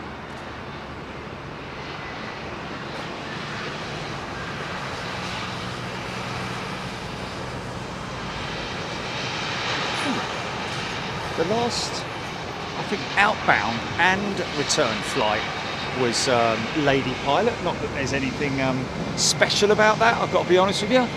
But it's good to have young girls who might be watching, or looking for a career change or something like that.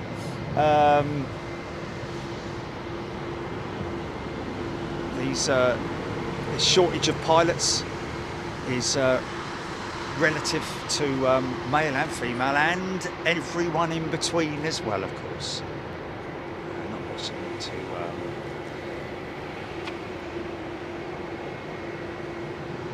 K1357.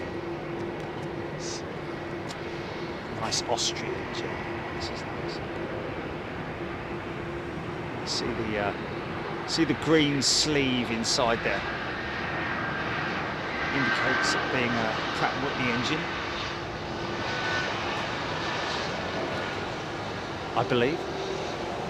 It is.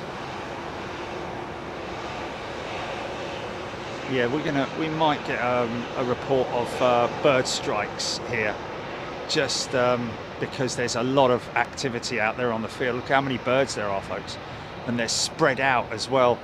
They're all over the bleeding place, and that's probably because of the I'd imagine because of the insects.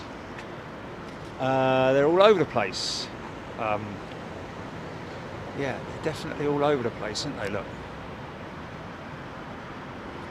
Ellis Chernoff, appreciate all you must go through to get this vantage point. Really excellent for both landings and takeoffs. Yeah, and also Ellis for 09s as well. I don't think we've done 09s here yet, have we? No, we haven't. So what we want is 09s and pouring with rain, or very, very windy. It's going to be our best vantage point for 09s up to date, folks. I reckon there's going to be some reports of birds possibly here from flight crews. There certainly seems to be a lot of them about. Oh look, they're all gathering down here. Oh, John's got it, John's got it. Oh, John, he was a good lad.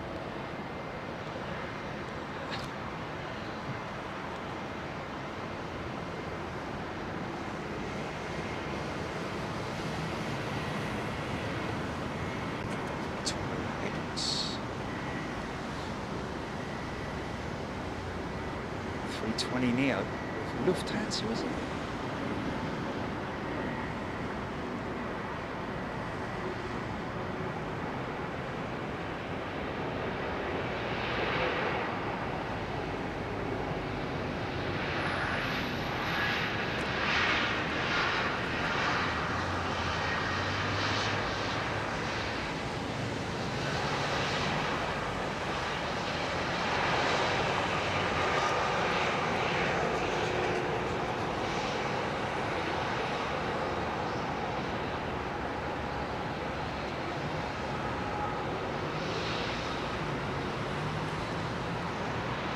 G'day. Rob Olsen, welcome back, Rob. He's a platinum member.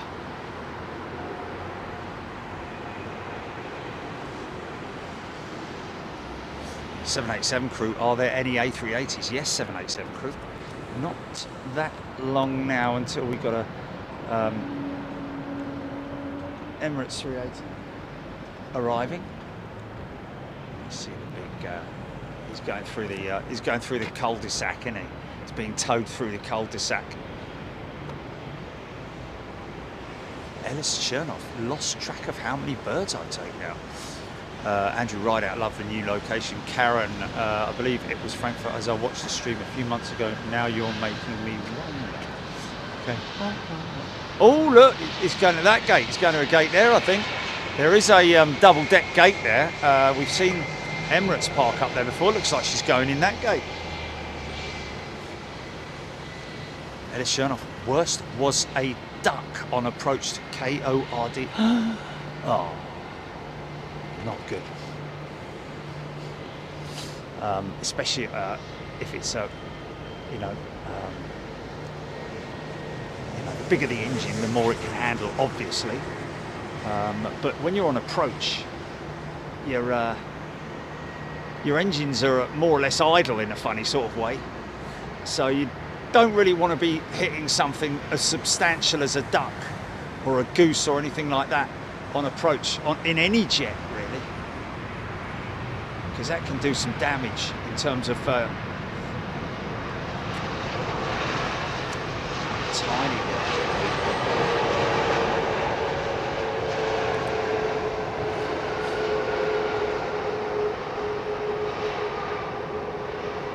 Oh, Roddy Jenkins, that's a good one to look up. How much, what is the parking fee for an aircraft at London Heathrow?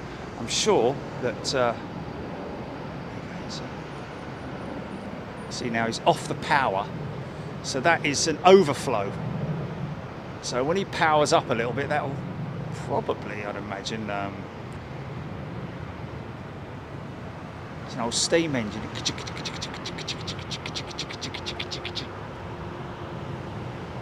Woo woo. So there's nothing wrong with that engine, folks. So the big Roo is parking up there. Nice 330 on approach. Stuart Claxon, how thick is the glass on the cockpit window? Well, it's got to be at least between 3/4 of an inch and an inch, I would have said. It's like the kind of glass they use on, you know,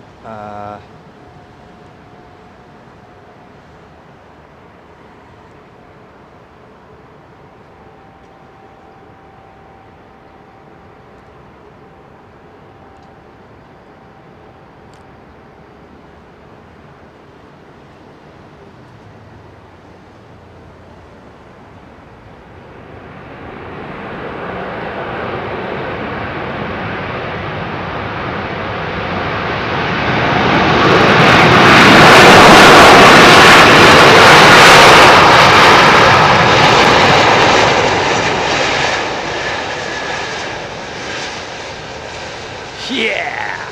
Talk about weepy windows, look at the state of that thing. Flipping heck. Give her a clean, fellas, come on. Bring her over here, we'll give her a scrub down. Poor old girl.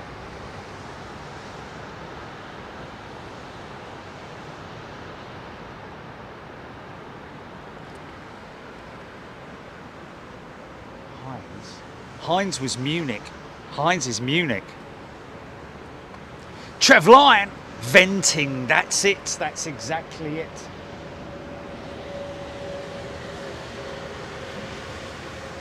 Claire Bear, 380 on finals. Thanks, Claire. And a great shot of an aircraft lining up behind him as well. Look at that.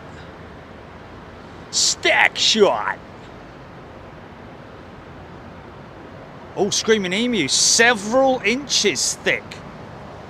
Effectively bulletproof. Wow. Several inches thick. Flipping heck. That is crazy, isn't it? 12mm thick, Trev Line saying, so that's a lot different than several inches. Okay.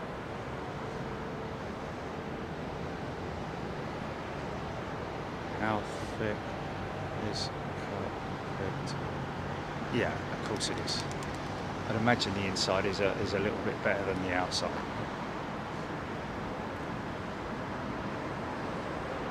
Yeah, 12mm it's saying. The outer pane of an aircraft window is 0.47 of an inch, 12mm. One for Irish Dublin. Separated by 6mm air chamber. Wow. Making a total thickness of 22mm for the entire window, which may seem thin, but the outer pane is thicker than the plane's fuselage. Oh, blimey, yeah.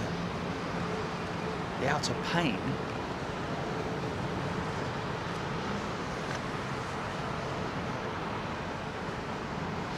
Somebody said 10 out of 10. Well, Jonathan Livingston Seagull was popular. Huin Chu.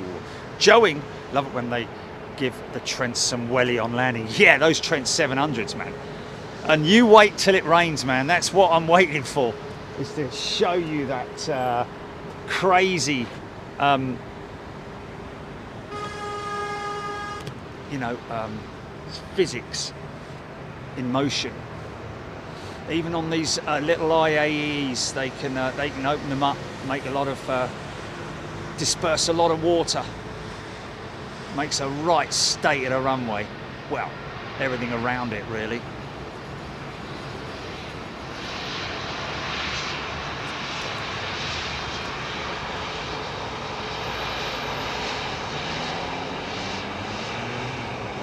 Oh yeah, the frame itself might be 2-3 inches thick. I don't know.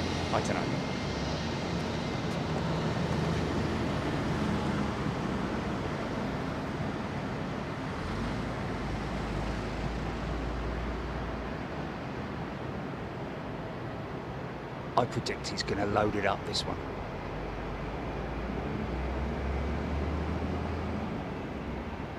Inboard reversers only.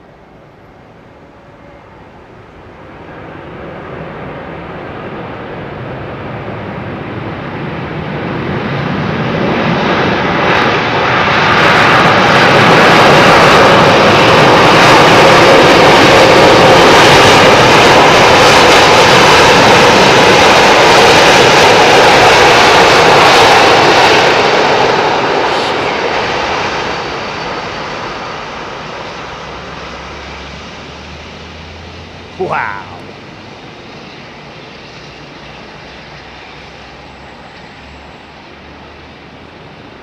What's that, GP?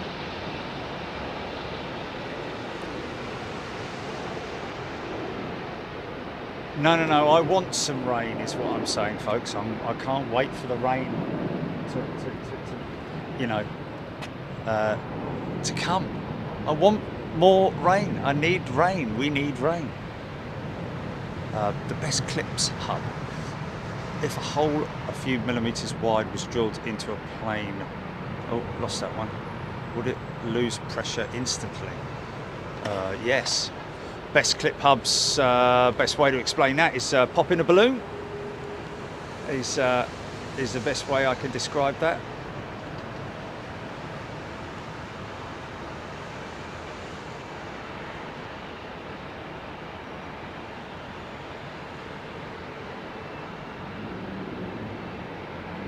Inside pressure exceeding the outside pressure. Sorry about that.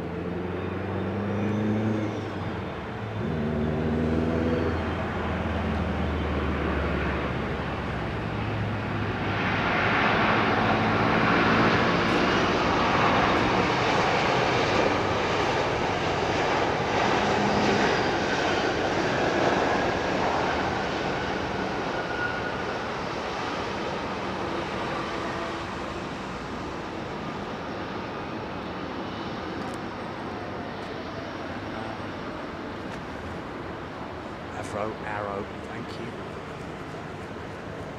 Even a big old 330 being dwarfed by that 380. Tony Duty in the rain. Arrow, great sound. Diane 78, yeah, good point. Get the hoses on, boys.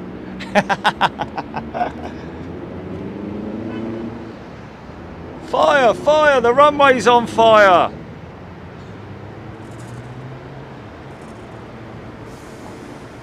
William Patrick, come to Scotland. We'll get it. Just unprecedented conditions at the moment, which everybody wants, isn't it? But for me as an aviator, I love to see these aircraft perform in that kind of environment. Bob M, if memory serves, BACSAF Concorde aircraft windshield had 7 layers, 4 glass and 3 PVB, giving it a total thickness of 38 mil. Dreamliner Boeing 787 has a wind sheet 5. I'm not sure if it's maybe a typo there, but 5 layers. Yeah, there's all sorts of anti-shatter, isn't it? Like what do they call it? This is my favourite Lufthansa livery, even now. Love the old livery. Look at it. just a great combination of colours there. Like those. I still don't know the actual confirmation about Lufthansa and their 320neo fleet, and the fact that the first batch of them were Pratt & Whitney powered and they were really not happy with them, and so they ordered the next batch, a whole new batch of 320neos, but with the LEAP engine. I don't know how much truth there is in that. I don't really know. Fishing with Mr. W, very new 777, that Qatar jet. Thank you for that, Jerry. Cannot help himself from shouting far from the roof of the air. Every time. Yeah. Emma Harrison, John Grinham. I'm up to date. Tony Duty, Bob M. 5 layers on the 787, Bob M saying. Okay, there we go. 5 layers. Yeah.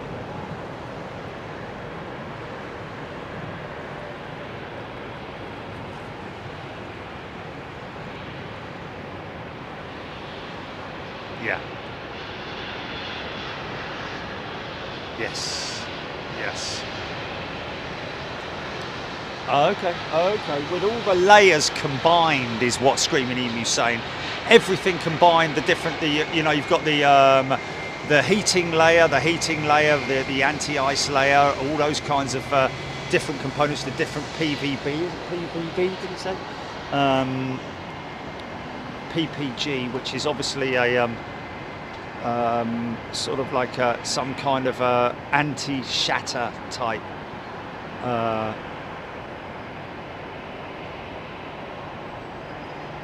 no, I think it's either P for VG or PPG.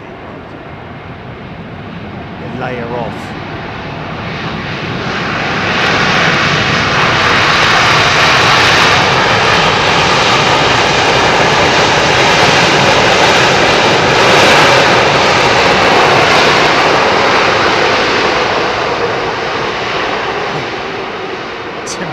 Can you go to Anchorage this weekend?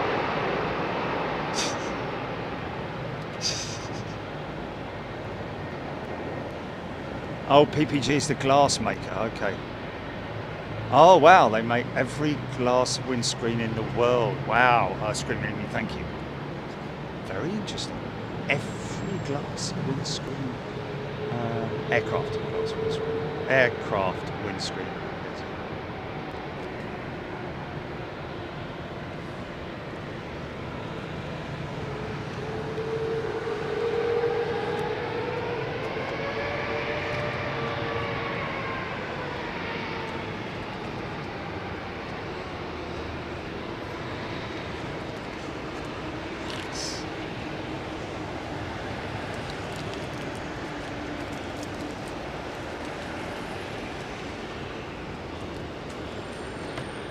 Is a flexible layer, isn't there?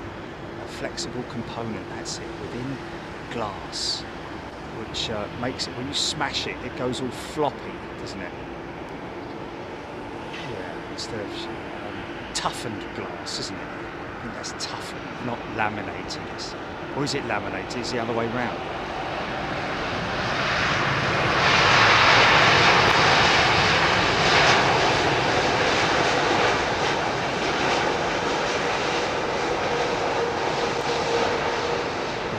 Sliders on below. We're going to see the come on, turn left, mate, turn left. Let's see the blocker doors. Nah, too late. Oh, there they. Oh, saw the light, sort of like see how. Look at that. Yeah, venting its frustration.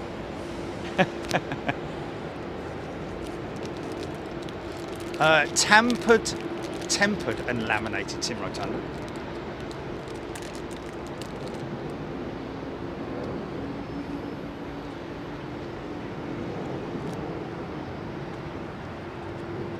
Look at the live comparison, mate.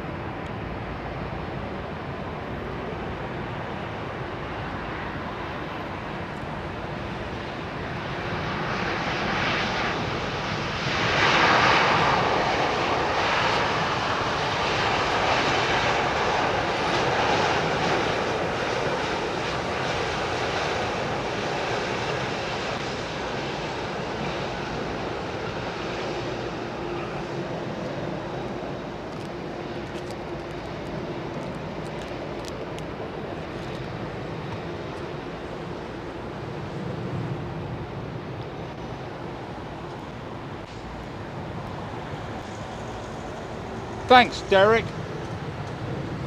Derek has gifted a membership. You are most kind, sir.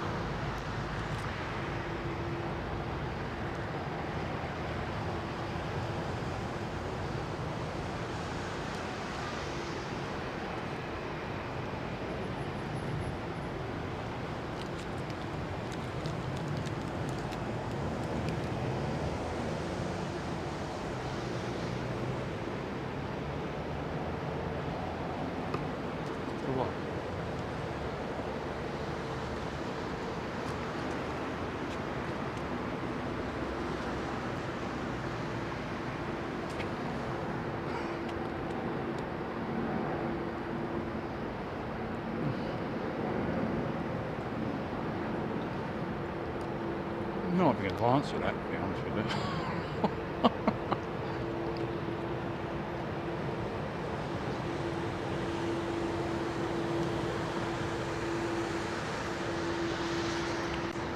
Istanbul. Heard somebody. I was overhearing somebody yesterday talking to somebody who was obviously talking to them on the phone about how good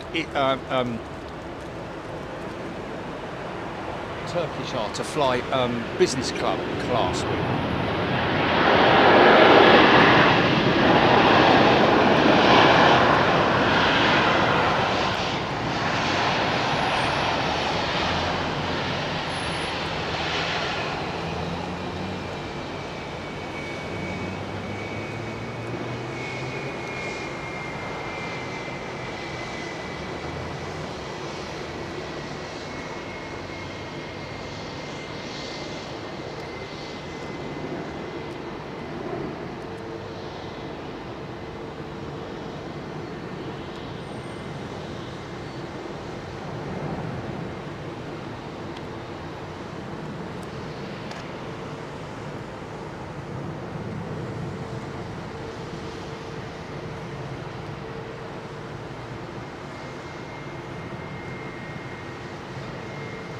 Wow, Eddie Howard.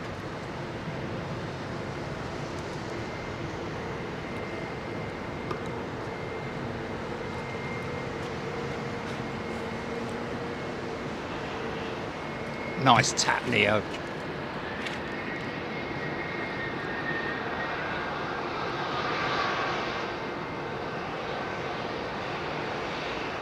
Blimey, that was off quick. Look at that. All replacement cows on that on those engines.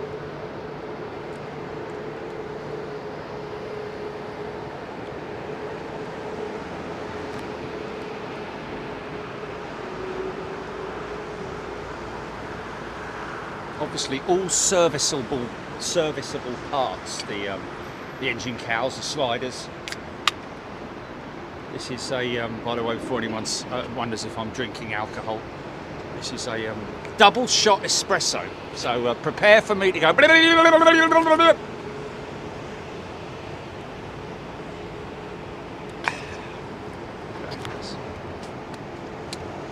See, that's where I don't mind drinking cold coffee when I know it's supposed to be cold.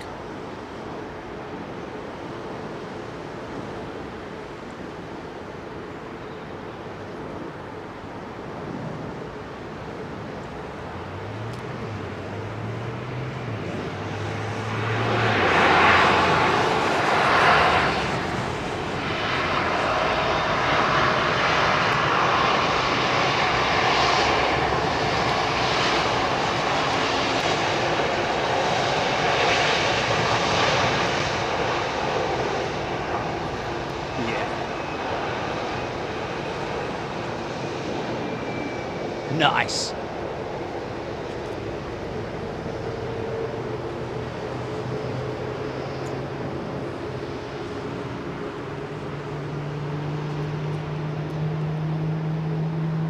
What's that starting up?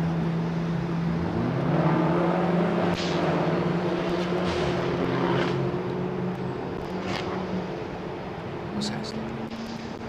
777. That's a GE90 starting up there.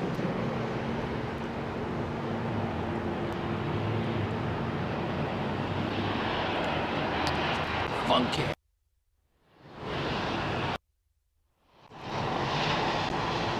Yeah! Sorry.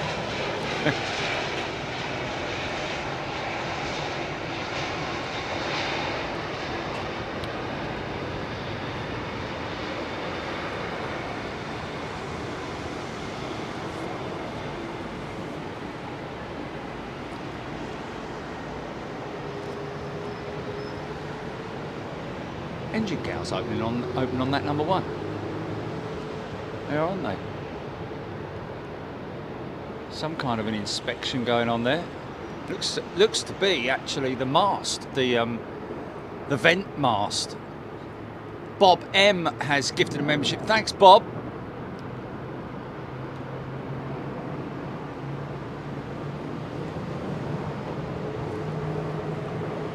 Number 2 star.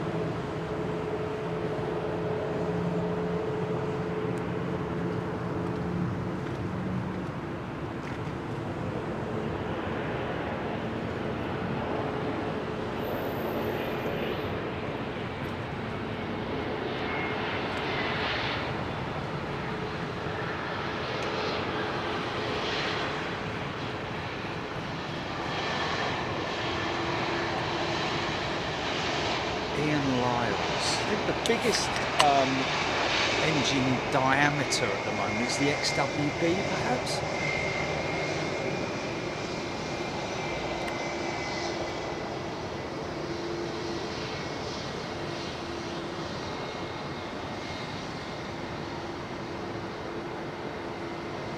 Catcher.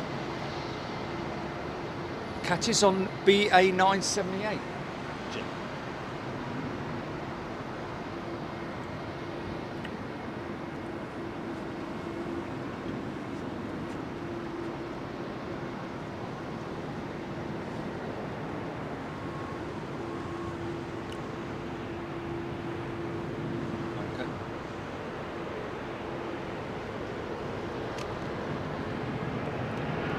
France.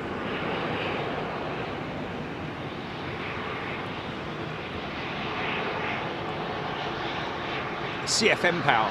Saw one of these at Toulouse earlier, believe it or not. So on. Oh, it's a 318. Hello, look at you. Big tail, look at you. Should be taxing sideways down the runway, really, shouldn't it?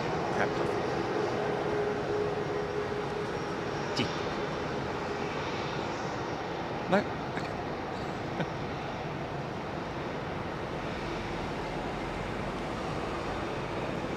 Even a monstrous 777 is dwarfed by the 380, isn't it? How impressive is that? Is this Singapore?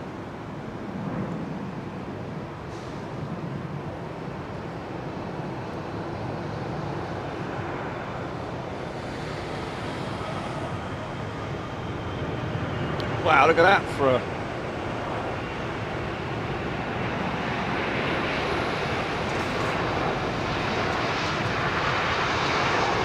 Nice bit of aero brake there. Kind of idle reverse, but I think even at idle, the block of doors come on, and so that you are blowing air out the side of the engine. So they're still efficient and effective, I'm guessing.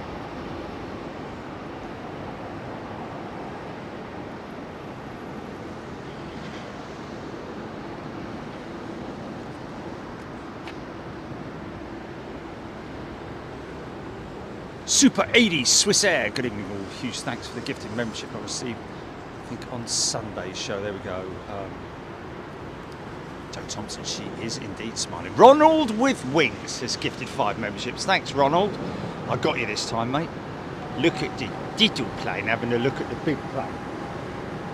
Hello. G'day. Bonjour.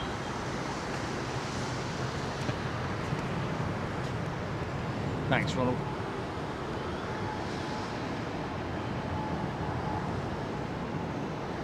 China Eastern.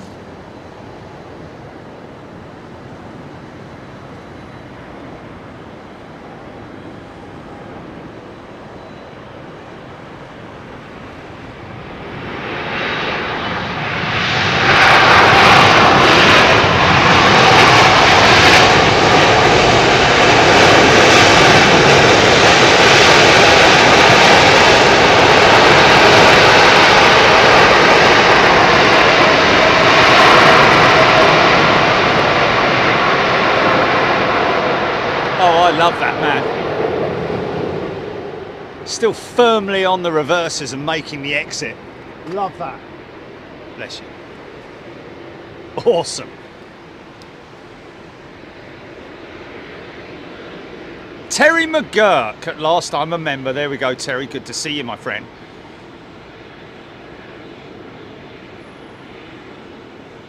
Diesel 1.3. Look at this sad.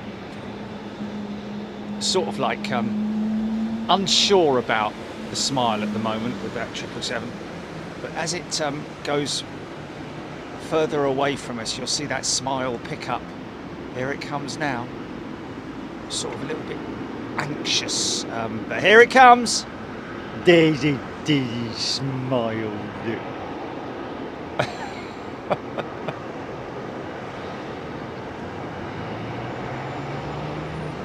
Can't not see it, man. Can't not see it.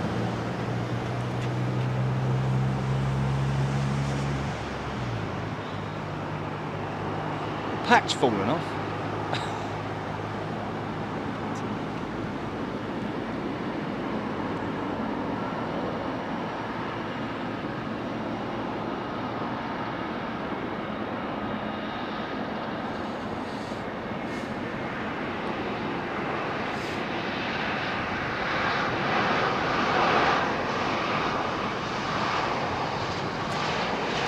Big Mac has gifted a membership. Thanks, Big Mac. Big mouth, da da da da da da. Big mouth, da da.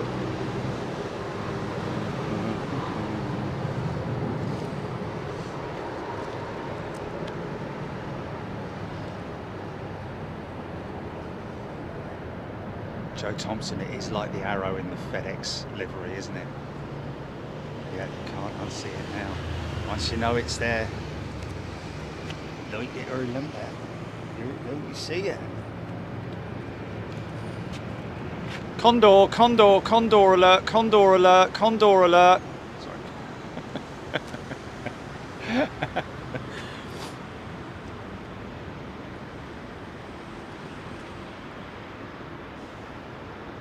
Narrow boat Georgie boy. Watched the lockdown show last night. So busy. Wow.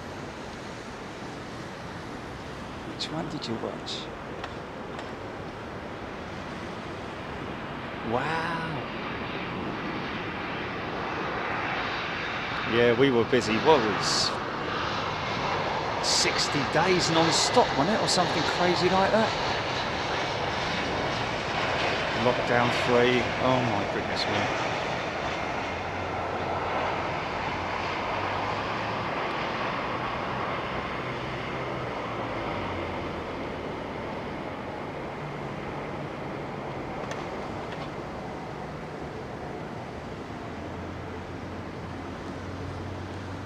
See that a little better now without the heat haze. That's definitely a AOG repair right there. Yeah, he's definitely missing some components, isn't he? May actually just be the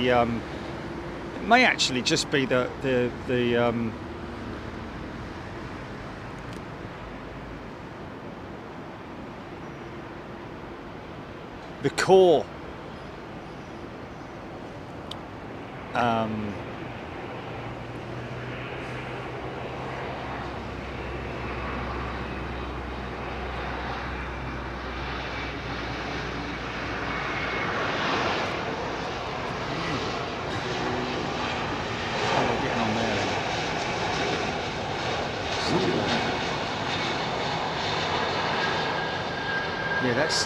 yeah,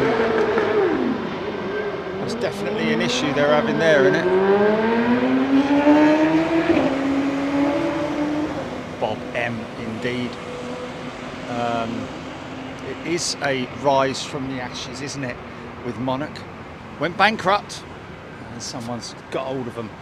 Obviously, you know, the structure is still there. Yeah, the engine cowlings, there's three different elements to them. The sliders, the front end of the fan that attaches to the fan casing. You see the sliders here sliding back the third element of the engine cowl. It's a moving structure. Slides on those, literally slides on those sliders that you can see there. Look like pins. They slide along those sliders, and then the core cowling, which is the one forward of that,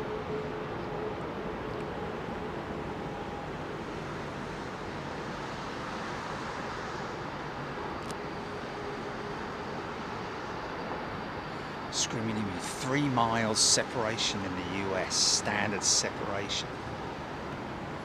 You could have fooled me on a couple of occasions, and a couple of occasions here it's been a lot less than that, hasn't it? I don't know, has it? Certainly seems less than that sometimes during busy periods. That's why they use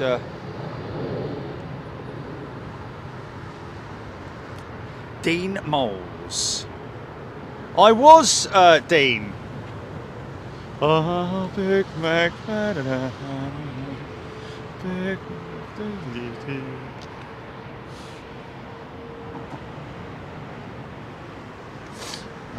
3 miles, 1,000 feet travel on. I was thinking 2 nautical miles is a bit close. Rab H been watching Big Jet for 4 years, and today I subscribed. Brilliant. Lockdown shows were brilliant, highly entertaining. Martin Smith.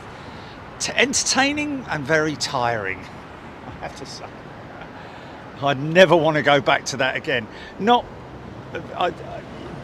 purely because of the workload. It was so intense, believe it or not, folks. You know, really, really intense. Early morning, every morning. When we shut down every night, we had to pre-plan the next day's show. During the show, we had to keep rolling as well. And but it, you know, even though it was from the comfort of one's home, so to speak, it was very, very tiring, both for myself and for Jilly. So, you know, if it happened again, we'd do it again. It's as simple as that. But we'd have to do a, yeah, a Barney Rubble. The thingamajig and the discombobulator in the engine are all wanged up into each other. Yes.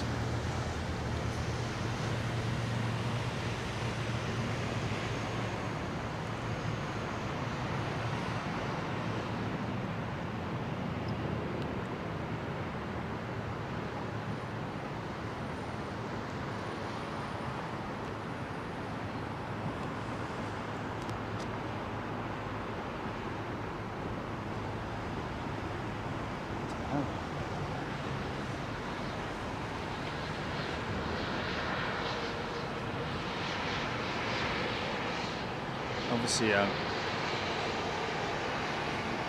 engineering management personnel there, members of the engineering team, having a look at that.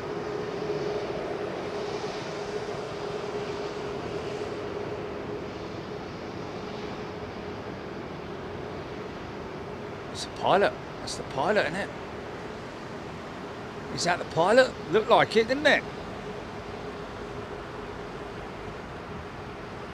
Or a pilot.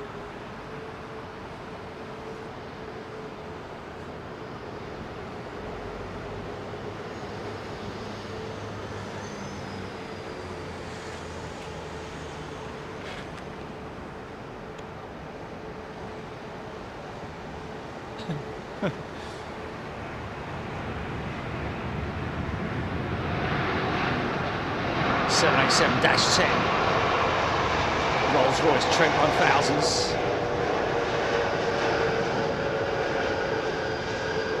Heavy on the brakes. Oh, it's got a little panel there, a replacement panel there in the core cowl.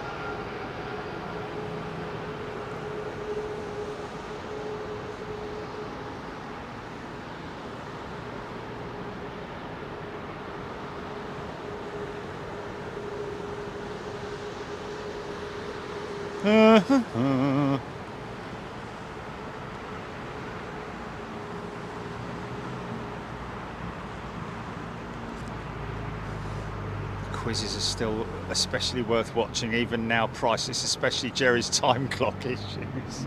I never got that right, did I? Did you? Hold on. Wait a minute.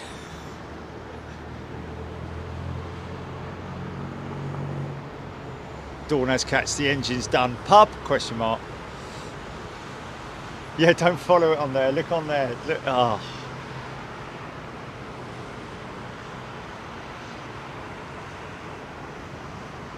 Let's turn off that one. He really has a nice first class suites. Which one are we talking about? Ellis. Thank you, Martin. 2017 when Monarch went bust, Stephen Owen. Yeah, I don't know if the demise of Monarch was. It was 2020, wasn't it? COVID. Yeah, so 2017 was just as we were starting. I'll take that one.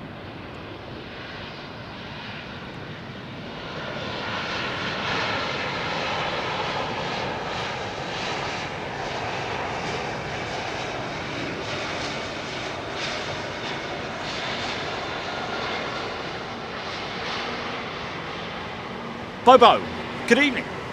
H. Ali Francis, are pilots restricted by a certain amount of hours then they can fly in a day or week? Yes, Ali.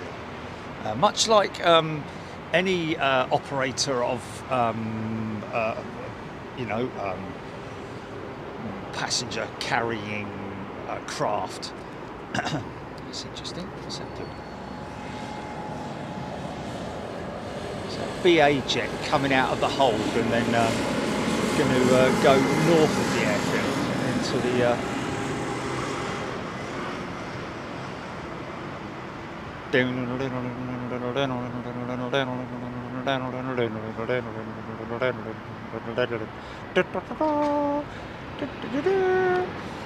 oh, that's the wrong one, isn't it? That's Michael.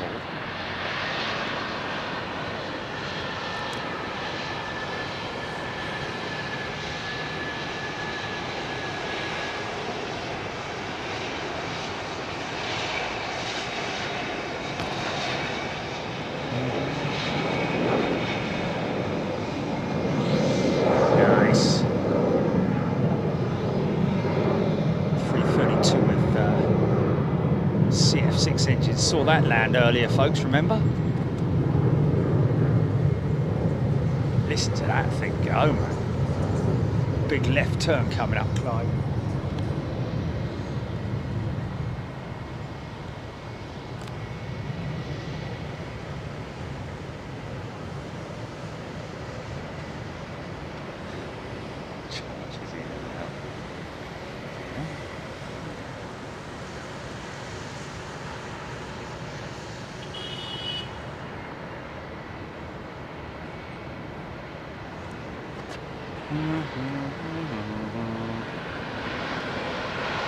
Oh, let's go. It says here, if you turn that screw to the left, give it 4 tugs. Hold on a minute, what's John got? Looks like he's got something in his hands, hasn't he? Yeah, he's definitely got something heavy there, hasn't he? It's a component of some sort, isn't it?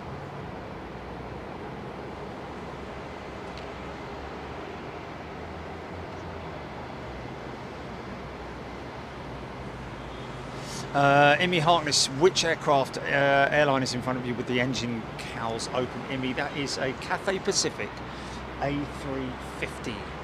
I think it's a 900. Although it'd be difficult to tell. I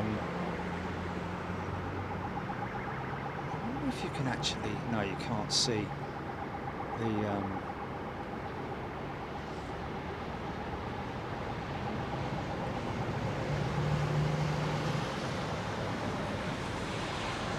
Best clips, losing light real quick, James the drummer.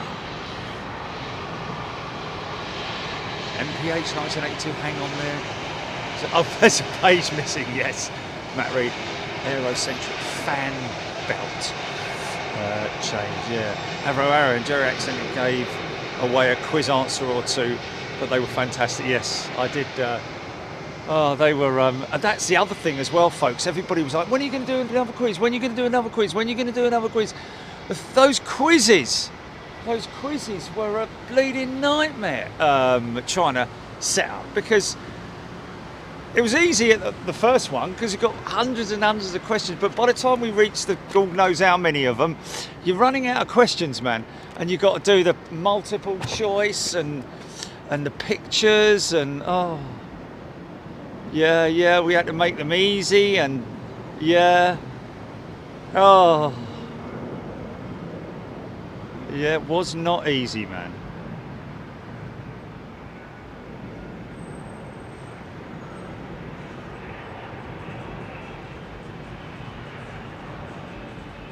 Couple of different spinners on this one, different spinners, but slightly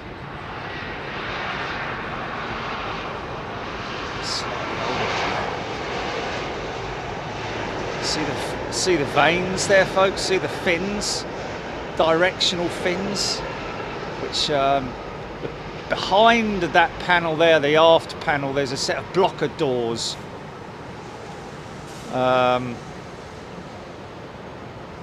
There they are. You saw them. Did you see them? Did you see them close? Did you see the blocker doors close? That's the first time I've ever seen it. Oh, I'm so excited. Sorry. I've been waiting for that moment. Thank you, Lord of Aviation.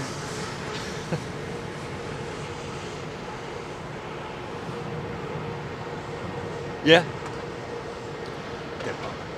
Aircraft maintenance manual by IKEA. Thank you for purchasing the Rolls-Royce XWB. Instructions number 1.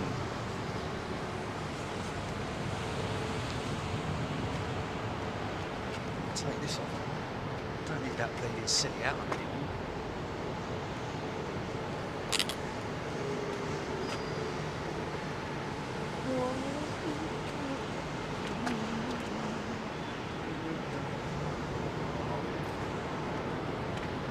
Strikes again.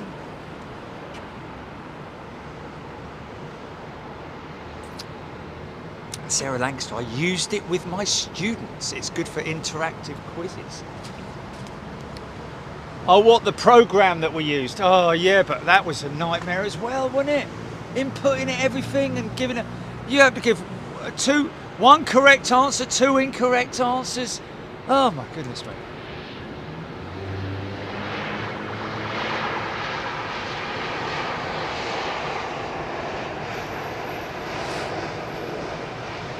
Here, Steve, what about this?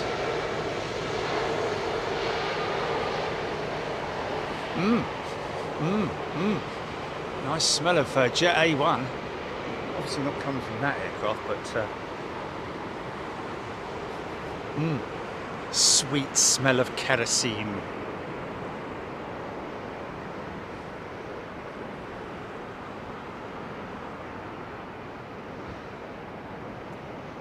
Dornascats, Major, Trevline, Haynes manual, yeah. XWB engine 2017 at present.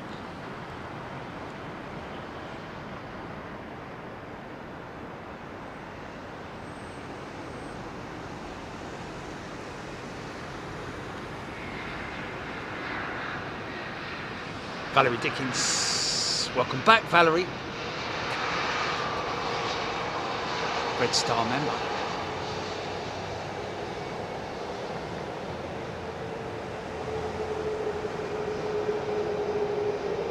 Oh, we enjoyed doing them.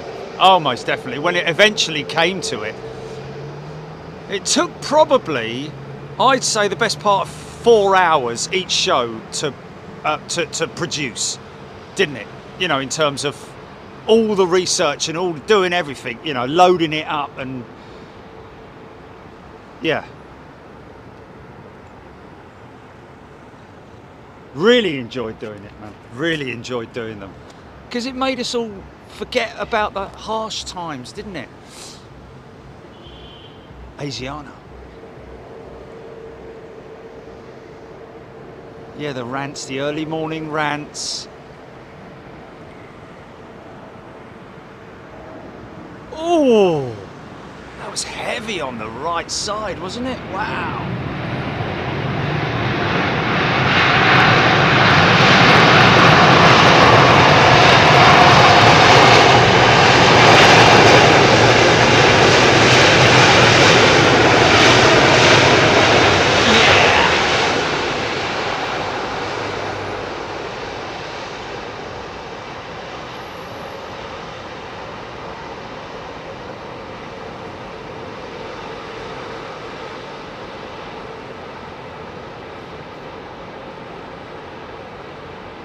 You'll see the core get exposed there. It's much more apparent on the GE, wasn't it?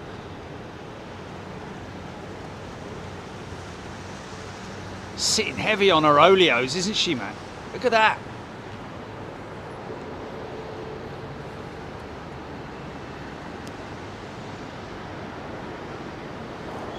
In puns. Come on, Jerry, do a quiz. Oh.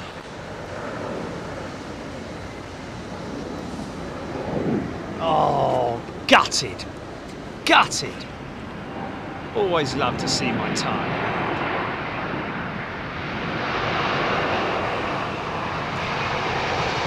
Cleaner looking jet than normal, gotta be honest. Happy. Happy.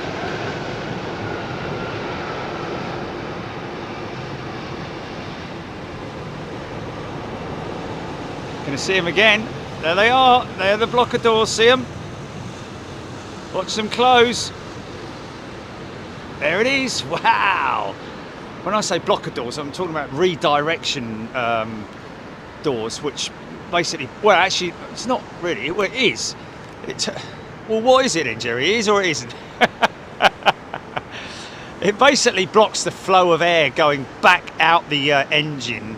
The bypass air is blown sideways, literally, or blown out of the side of the engine.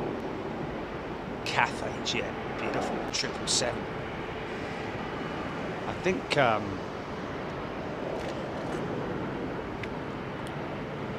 Aha slides, that was it, yeah. Oh, could be a bit of a funky shot coming up there, is there? Come on!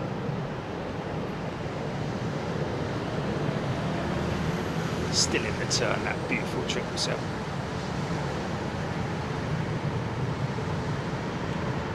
Yeah, that's true though, isn't it?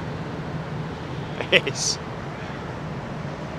And all the idiots who came on there, like, you know, with silly names and all that, trying to catch me out, and they did from time to time.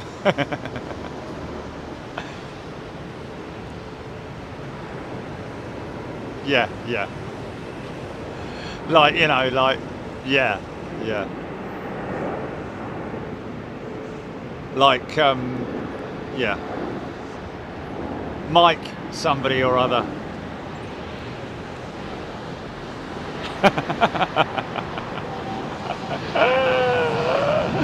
And you were like, Jerry, I think that's a fake name. I'm like, what? Oh, no. You idiot. Yeah.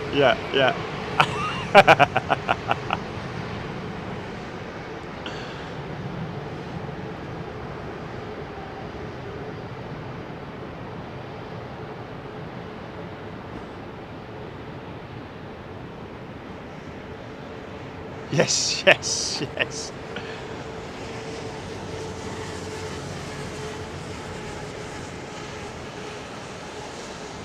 Wasn't there one, Jerry's my dad, or something like that?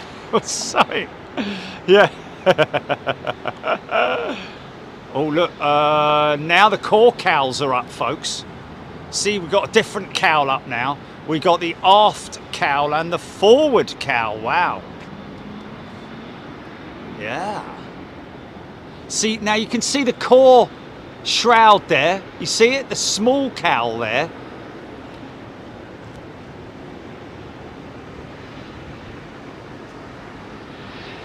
Oh, okay, so that aircraft has officially been delayed. Big mouth. Is that a big front coming my way or what?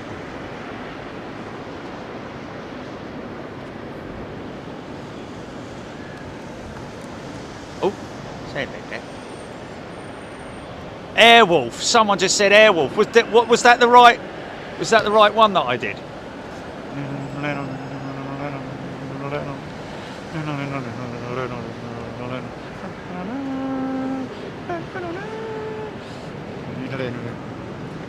But then there was the other one, wasn't there? The one that I'm sorry, Michael. I only wanted you to make a coffee. I'm sorry, Michael. All right.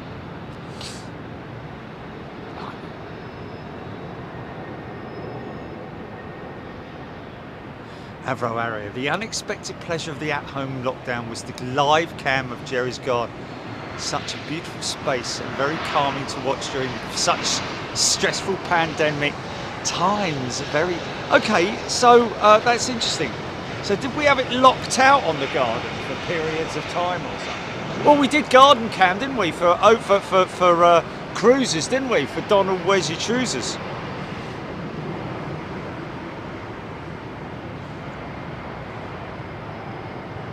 And it's Chernoff. In the 359s, the cockpit was over the nose wheel. On the DC-10 MD-11, they were 20 feet ahead of the nose wheel. Yeah, indeed they were. Even more dramatic was the Concorde. They had to literally, well, I'd imagine on the DC-10s as well, they would have had to have literally, almost as if they're taxiing off the runway to line up. Because it was so far behind them, the nose gear. Aiden M94 currently watching from Terminal 3. G'day to you, Aiden. Condor alert, Condor alert, Condor alert, Condor alert, Condor alert. So now they've got all the cows open here. Vera has gifted a membership. Thanks, Vera. What a wonderful thing to do. Thank you to everybody who's gifted memberships today, by the way, folks. We really appreciate it. Charchi in the Garden, Avro Arrow.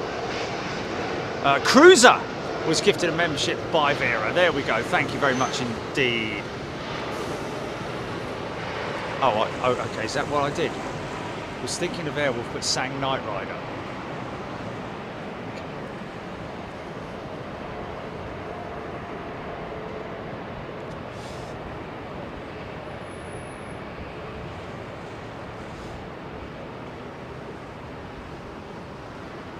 Chuck Bell. Crazy. Phone live chat is before YouTube chat for the first time ever. Wow, aerocentric Concorde's nose wheel 30 feet behind the pilots. Oh, this is nice, look. Embraer E195 E2. 3.2 configuration, very comfy jet. And the raked wingtip. See, some people might be confused that this thing doesn't have any winglets. Well, it does, but they're raked wingtips.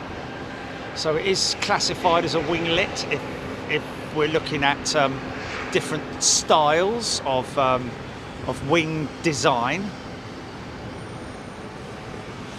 Yeah, you guys want to get that fixed before it gets dark, don't you?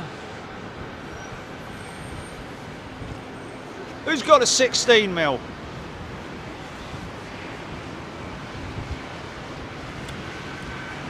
I don't know. Go to Bob.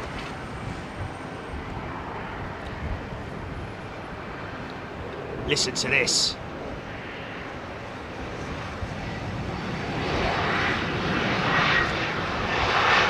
Oh, right. Maybe not.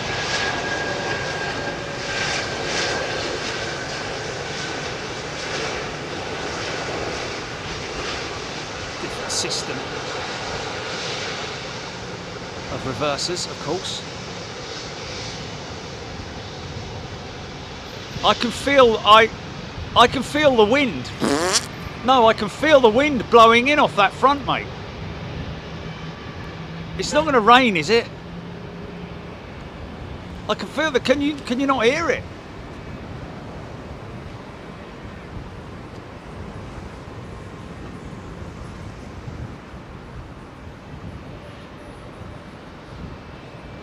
RJ, mate. Nice Trent 7s, yeah. Yeah, what I'm saying, mate, is that is a big flipping cell, as you can see, and I can feel the wind coming off of it. What do they call it? A thrust front or something like that, don't they? In terms of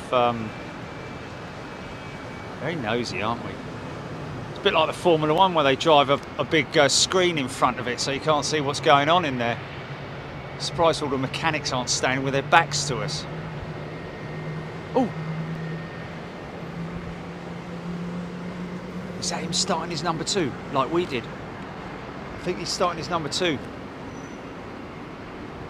on the move.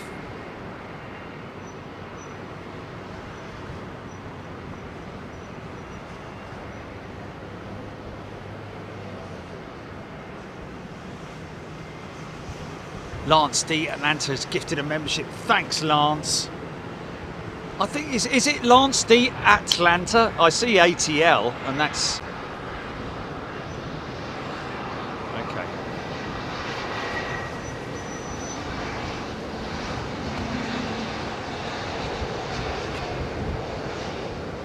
And if you are new to membership, please don't hesitate. Come in and have a chat with me. Don't feel in any way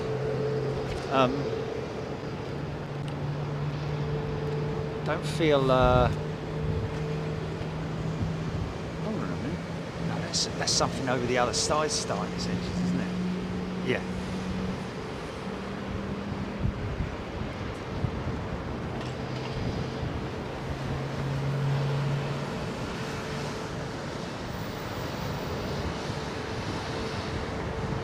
Okay, well, there's definitely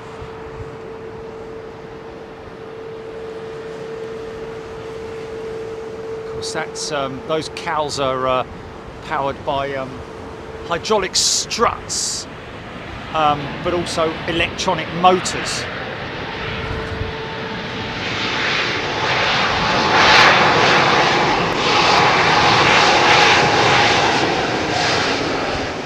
Scotty Ambrose tuning in from Winthrop, Massachusetts. Something's hammering down the runway, isn't it? Arc at that. Sounds like a 777 to me.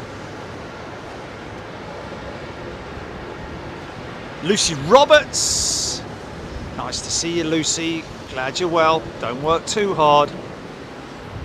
It's easier said than done, isn't it? I'm a workaholic, but you know, you've got to rest every now and then. Mind you, I talked to me mate the other day and he said, so when did you last go on holiday? I said, well, to be honest with you, I don't really go on holidays. He said, surely you do. I'm like, well, you know, once a year I go on a break with me mates on a golfing holiday, but there's no respite because they're all a bunch of flipping, like, you know, 40 pints before they even start playing in the morning. It's a bit of a joke, that, obviously, but, you know, a bit of an exaggeration. Maybe 4 pints. But I don't do any of that, so it's like, you know, yeah, man, yeah, easily. No, it's just because they can, because they're not restricted. You know, and I'm not a scar on the sky. Obviously not a scar, obviously it's condensation. Here comes the old girl, look.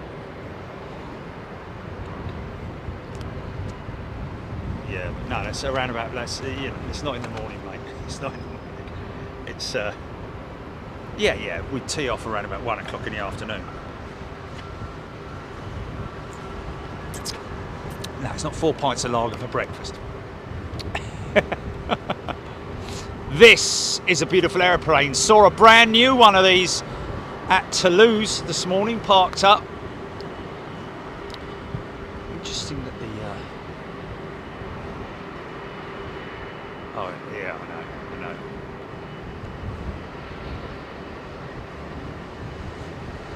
Yeah, beautiful landing. Little bit of a kick at the rudder. Oh, me and all.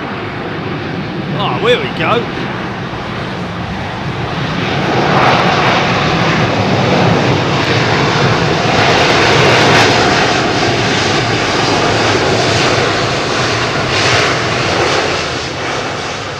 Don't ever change your livery, please, China Southern. Please do not change your livery. It is beautiful. Absolutely perfect colour combination, coordination and everything. Just the whole thing is absolutely sublime. And I have to say, and I think Gilly's in agreement with this one. In fact, one of the best looking A380 liveries out there on the 380.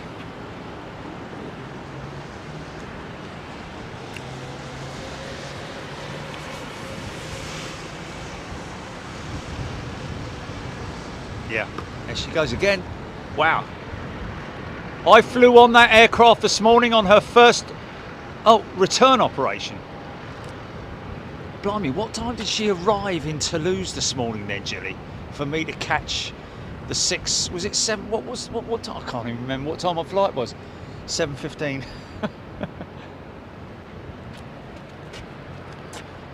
Trent Sevens.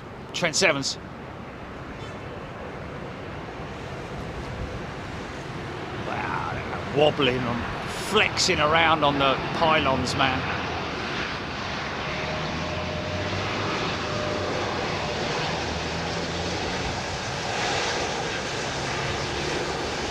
Looks like Chris O'Pole, that does. He'd be in the left seat though, wouldn't he? On Instagram.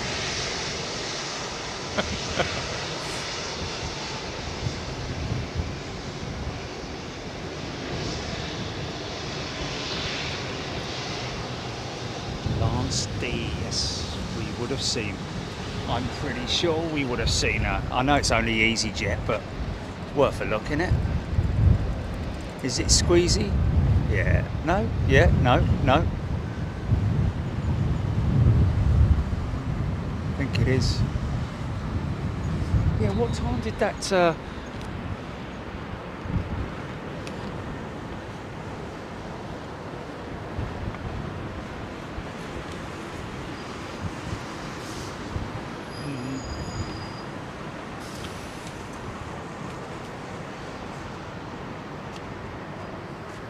Jordan Charlie. Oh, is this Eva? Yeah, nice. It's another nice livery. Oh, easy, son. Wow, overflared it there a little bit. Cruising for a tail strike there.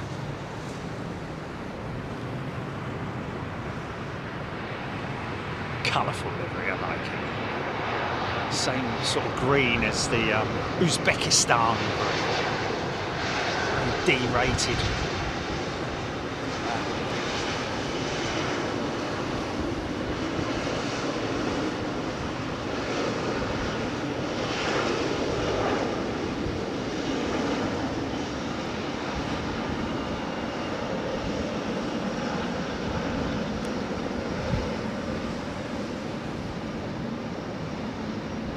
Jimmy G61 just cannot believe the size of that tail fin on the 380. Yeah. Dwarfing a 777.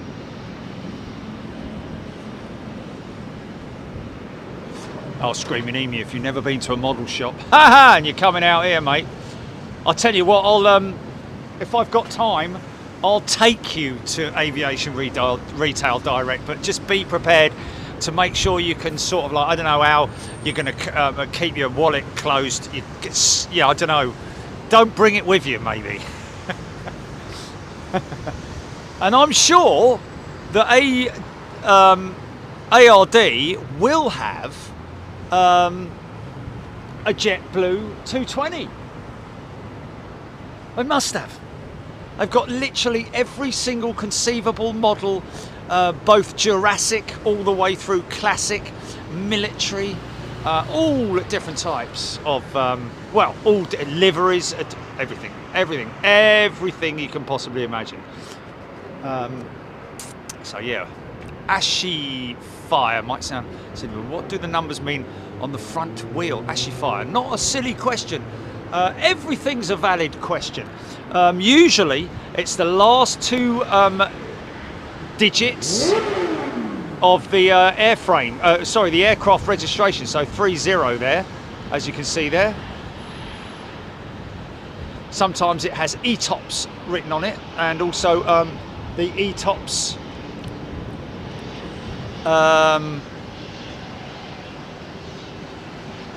limitations, as you can see. A little Yankee mic, significant, signifying the. And here is an aircraft that we saw extensively at work during the COVID pandemic, didn't we?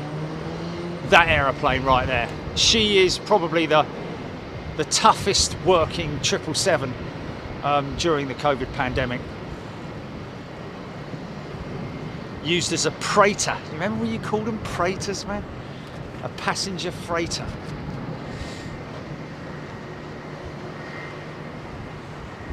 We've got a little bit of, yeah, there's a little bit of a crosswind element at the moment, which is sort of not catching these guys out, but I might have to switch the, let me see the, yeah, there's the windsock, as you can see down there. Sort of like a gusty, sort of like, Chuck Bow.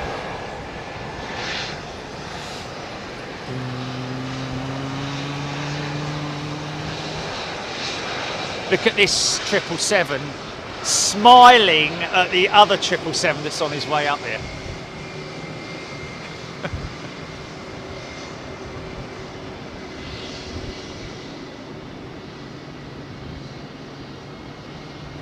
Joe Thompson, there we go.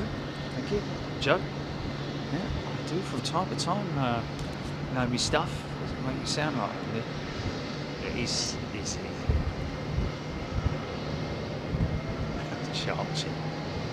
Charging the car.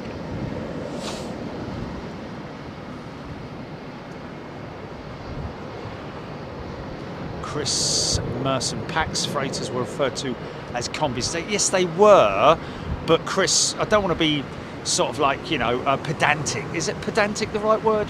But that was a combi freighter where the freighter portion of the aircraft was pure freighter, was pure freight, like the KLM jets, like the South African Airways combi 747s. What I'm talking about is passenger, all passenger jets that have been that were used for carrying PPE. When they didn't take the seats out, they used the interior of the aircraft to carry. To carry boxes, literally. So they were called freighters. It was a new terminology, whereas the combi freighter was just that, a combination of passenger and freight, freight to freight sector. I actually flew on a South African Airways combi 747 down at Joburg from London Heathrow many moons ago. But yeah, back of the aircraft was the freighter section, and forward section obviously was the passenger. So it must have been a bit of a nightmare in terms of weights and balances, I would have thought. You couldn't really carry heavy freight. I'm guessing they were regulated to what sort of like weight they could carry. Mark BCLE, good day to you, Chuck Bell. I think I'll come visit Miami just to watch you film and send you a Cuban sandwich and a coffee, Chuck Bell. Thank you. Yes, off to Miami at the end of September, folks, and that's going to come up on us very quickly, I would imagine. But between now and then, we'll do a Euro show. Whether it's going to be, it's either going to be one of the two. It's going to be Frankfurt or Schiphol, one of the two. Darren Nichols, down there was my first ever flight, an old Rust Bucket 727 from Gatwick to Cagliari, Sardinia, August 1974. Might even be waited on by my stepmother, who knows. She was on the Down Air 727. What's that, GP?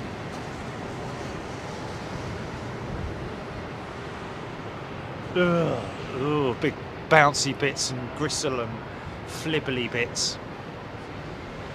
Bob M, is there any bit of the old Queen's building remaining in London Heathrow, or has it all gone completely? Bob, no, there are tiny little fragments of it. The red brick segments, which you can see there, which are just bristling now with, you know, air conditioning systems and communication towers and all that kind of thing. But that's the old, that's one of the old radar towers there, possibly a UHF radar tower, I don't know, but you see the red segments, yeah, that's where the old Queen's building used to be over there. Of course, now it's just engulfed by infrastructure. It's my little piece of LAX, I call it, which is of course not that, it's just a passenger walk bridge to the parking lot. Well, they're really parking stuff in front of it now. Oh, don't tell me they're going to double up on that, are they? Well parked, mate, well parked. Are they covering it up on purpose? Hey, Steve, there's someone filming you. Catherine Green, Jerry, please go to Frankfurt. What's that?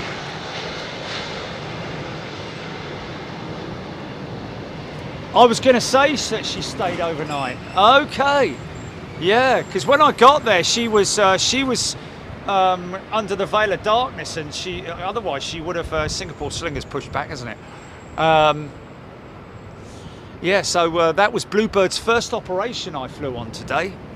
We call it Bluebird. That's not its official name, folks. British Airways call it the well, they don't call it anything, do they? Call it the, I don't know what they call it.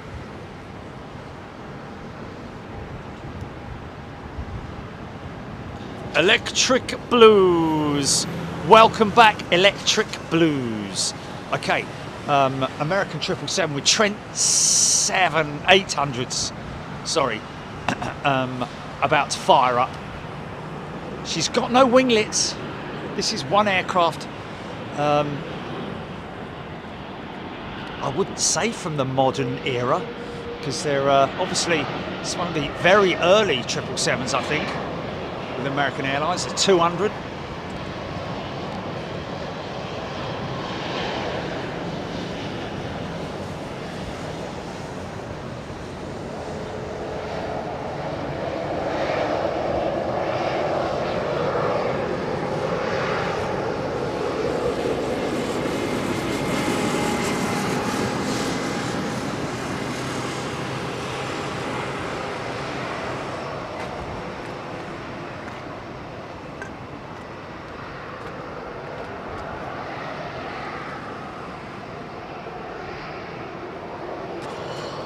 Sorry, folks, just got to come back to this.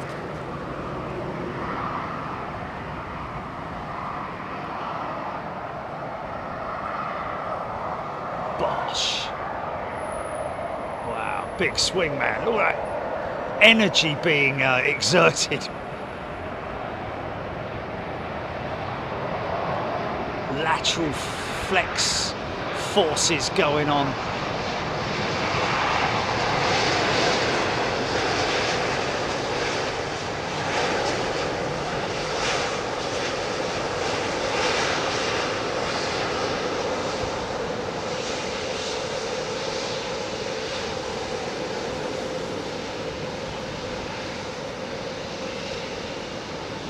Oh, really? Blimey, he flies a lot, doesn't he? Oh, okay. Oh, yes, at the Renaissance, wasn't it? Yeah. Aviation in 4K. We caught his landing then. Electric Blues. Chuck Bell! Need to attach 5 Gen X engines on the green MD-11 747 KC-10 DC-10. I call it the Hulk. Thanks, Chuck. Take care. All the very best to you, my friend. Thanks to everybody for their amazing support here on the channel. We really do appreciate it, folks. I know I do harp on about it quite a lot. It might get a bit of a power up from this 777 as he pulls away from gate, or pulls away from the pushback point.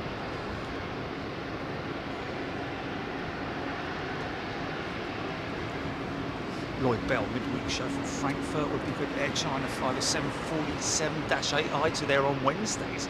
You see that, Jelly? Do you hear that? It's interesting. That might be.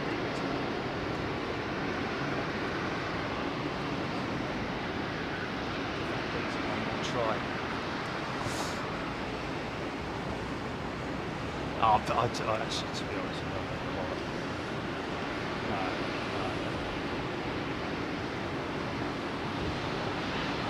La, da, da, da, da. Derek Peacock, thank you, Derek. Jimmy G for a show on RetroJet this evening. Very nice to see you. The American trip looks so Stephen Russell. Emma Harrison, what time are you calling it? She's fired up. We've got a ops view.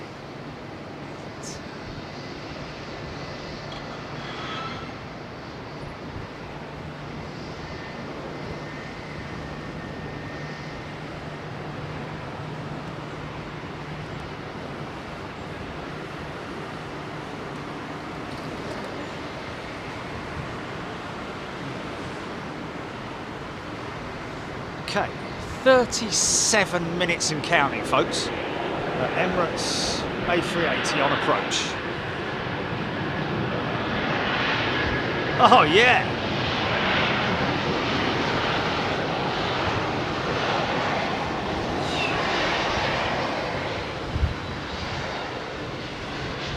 The Toon Review.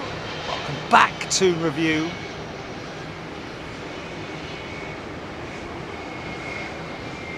Darren Nichols, I remember the Emirates 300, A300s and A310s back when they only flew in and out of Gatwick. Yeah, wow. Of course, Emirates started their operations with A300s, didn't they? Crazy, man. And A310s. American Airlines operated the A310 as well, didn't they? Certainly the A300. I mean, really, it was the first. Wasn't it the first? What? I think the A300 was the first wide-body jetliner. I know 767 wasn't that far behind it, but twin-engine, that is. Twin-engine wide-body jetliner. Because obviously the TriStar and the DC-10 were before that. Oh, just quick. Oh, did I get it? Oh, I missed it, sorry. Might get a big power up with this guy pulling forward. Here we go.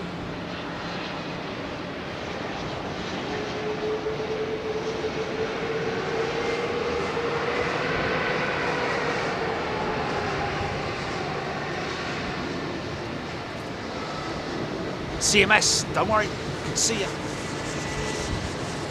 Catch it. Walking to the main and seeing my late from 20 compared to the Platypus. Another gates is crazy.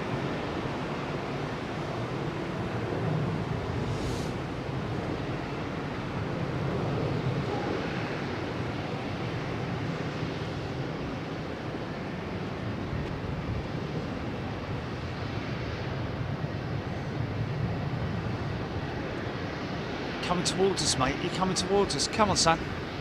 There we go. There's a good lad.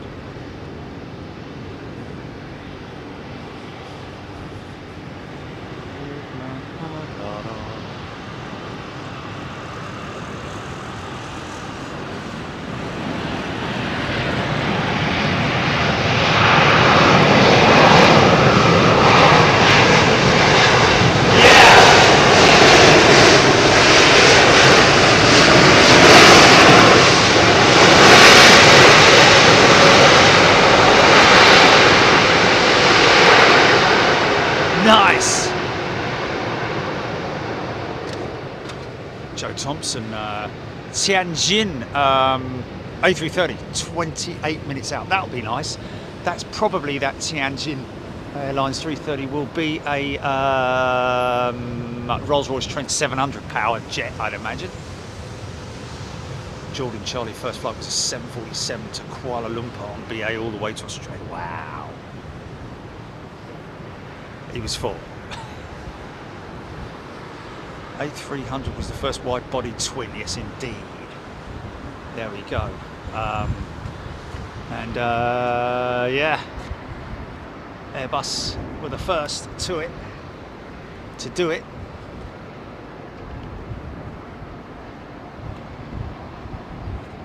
And that was pre-fly-by-wire as well, remember folks. Or TriStars, L1011s, DC-10s, A300, all cable operated, believe it or not.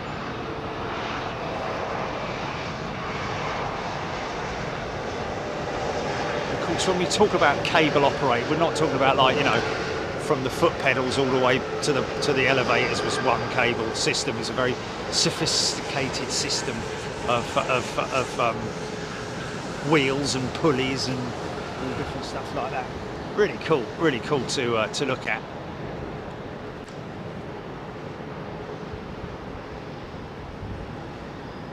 And probably hydraulic systems as well, I would imagine.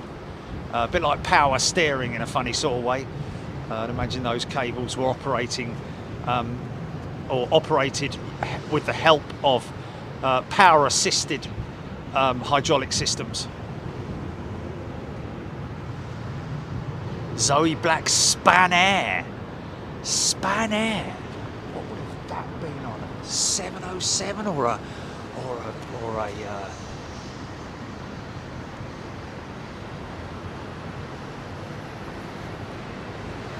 wow.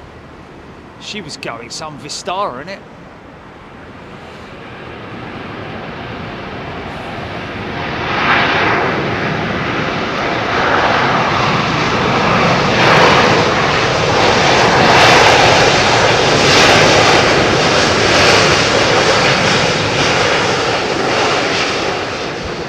Yeah, man, this spot is great, isn't it? Let's all say a big thank you to the folks at London Fire Brigade. And like I say, folks, take a little bit of time out if you can. Don't have to do it now, but it doesn't matter where you are in the world as well. It's obviously relevant, you know, to anybody living in the London area, because these guys at the LFB will go out and fit, free of charge, a fire alarm in your home, FOC, but only for those living in London. Obviously, you know, if you've got one in Miami and you need one fit, I doubt they're going to fly out there to fit that. But anyway, they do it free of charge. But hey, wherever you're living in the world, everybody's got the same system of living, haven't they? You know, in terms of, you know, their house, you know, and how well they are protected, how well you are protected. And regardless of how well you think you are protected, there may be one little tiny thing that you've overlooked.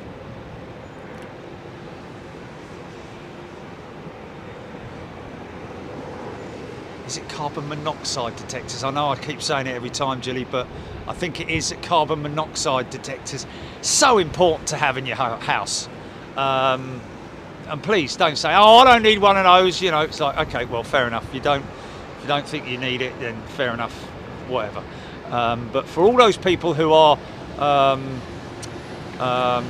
you know, who've got their heads screwed on,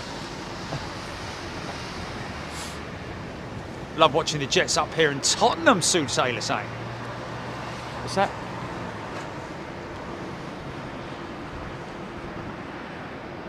What, Nicola Carling on this jet? Oh, okay, well, we just got it. A bit of it.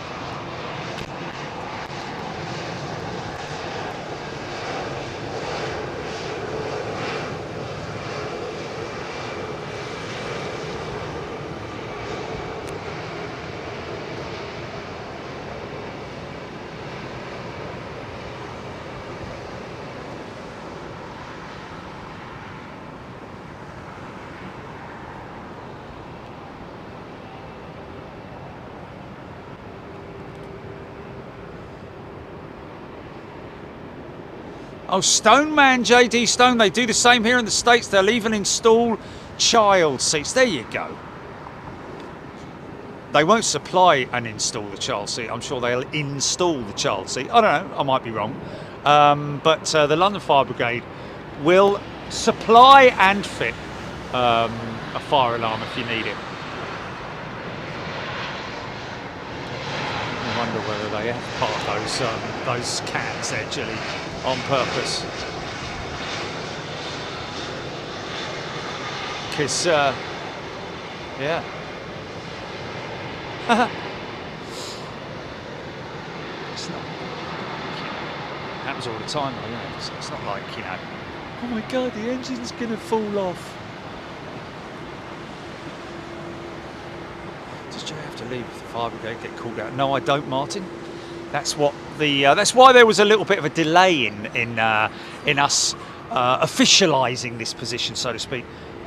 Was so that we could. Hello, 757. Blooming wellies and all. Look at that! Beautiful, man. Makes my day seeing one of these, especially with RB211s bolted to her wings. Look at that array of flipping. It's got more lights on it than Gilly's garden.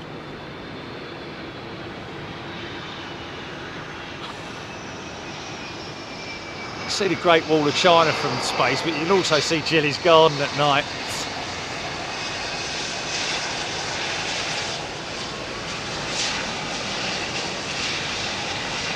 Nice, look at that, folks. Isn't she a beauty? She's only a 200, but she's still beautiful, man. Look at that.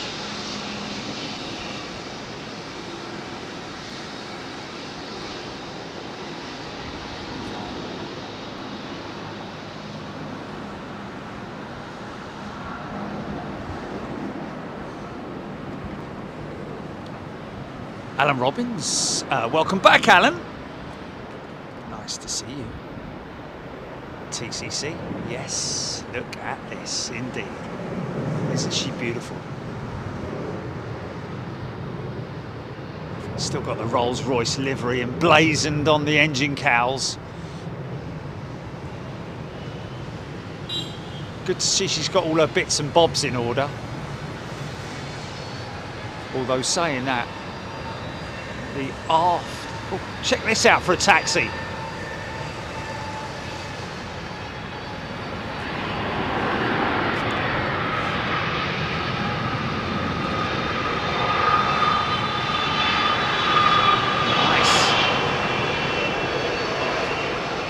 Big old 5-door, look at that.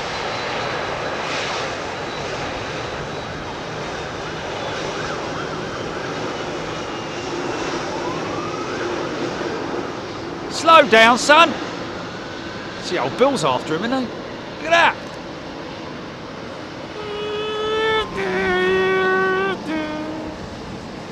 Is he delayed? Is it delayed, that jet, Gilly? Yeah, yeah. Tim Rotunda just love those long legs. She has got long legs. Hey, beautiful aeroplane. TCC 50 knots. that is using the maximum taxi speed allowance. I think 20 knots, I believe.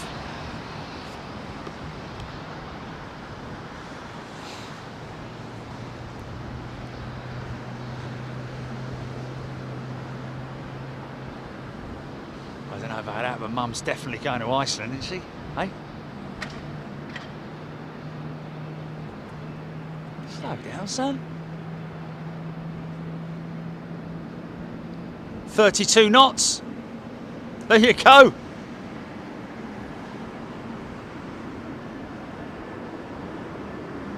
I think that's someone who's very familiar with the layout of London Heathrow. So we're looking out for which EK is it, GP?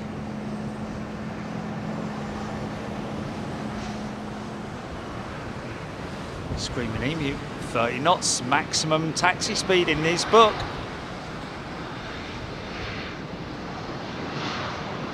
EK5, folks. You can have 380 and 787, both beautiful marvels of engineering, but I love the 747 and triples. Just saying yes. Yes, I have a very fond, soft spot for the older aircraft in my heart. Love them all. Love all jets. Any type of aeroplane that flies in the skies. Look at that! I've definitely dodged a bullet there, GP. Look at the that cloud line there, man. Ooh. Yeah. Very much, luckily, avoided that weather front. Got a bit of front in you, son? Hey!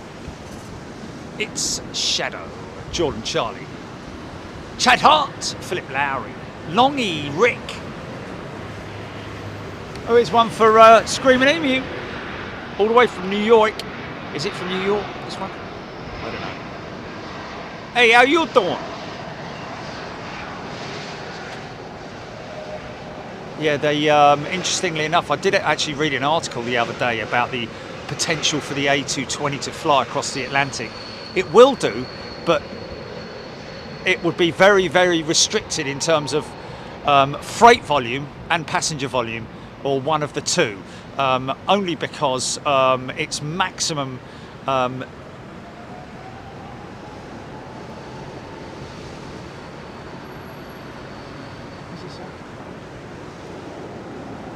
yeah, because you have to allow for weather, you have to allow for diversion, etc., etc.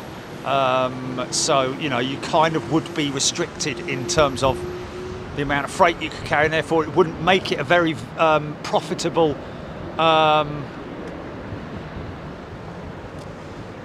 because they were talking about the A220, whether or not the you know, whether there's going to be an XLR, for example, version of the A220. It doesn't look like it will be.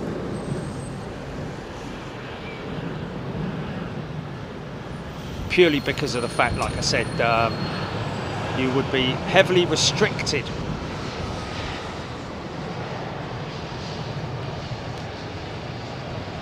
So it looks like the A220 is going to be used primarily for short haul routes. Well, I say short haul.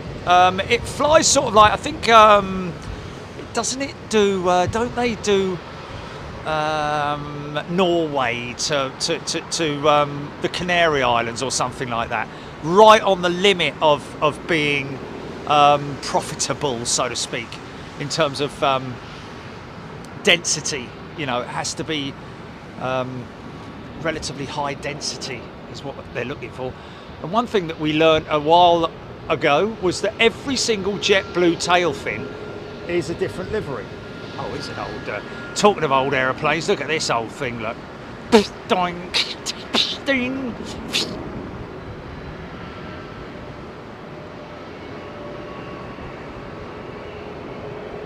Seriously considering what? Oh. Yeah, but why go for wide body when they've got the 321? Oh, unless of course they're seeing it as a potential high capacity route. This lovely old thing, folks. That's proper old school, that is.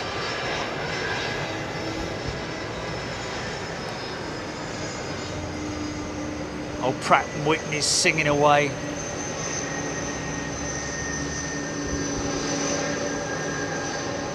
Oldest plane on the airfield, I think, folks. I mean, in terms of its design, look at the different variations of what that aircraft has been through, in terms of, like, you know, evolution. That evolved into the A330.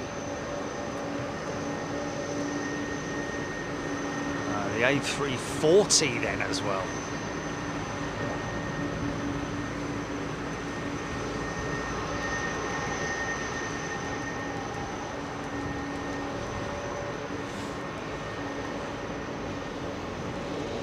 Oh, it's not living up in terms of range. That's interesting. It's KM 737-8. CFM's on it.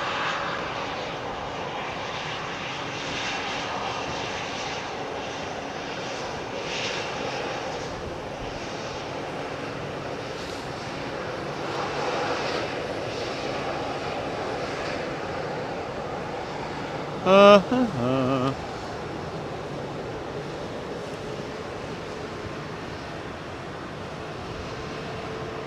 but the 321 XLR hasn't really not living up to expectations, really. Okay, I'd have to delve into that one because it hasn't really. I mean, the 321 LR is operating, of course, with its additional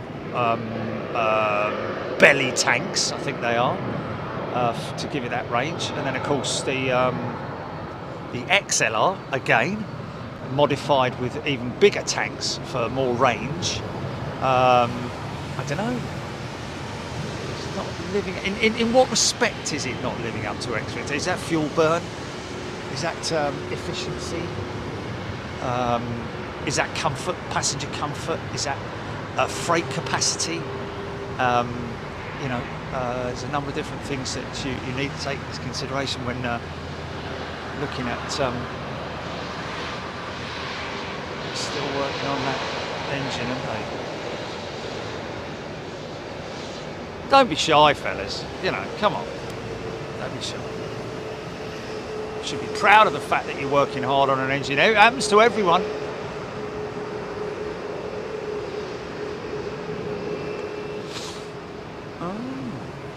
Oh, okay. Interesting.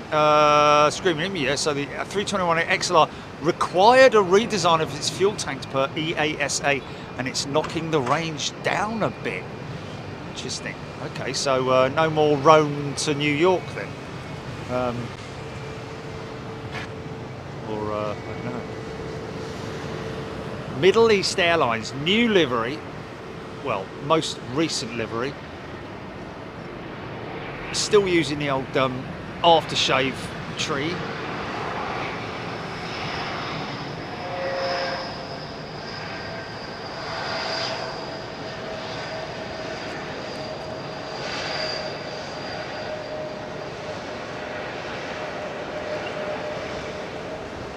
Neo.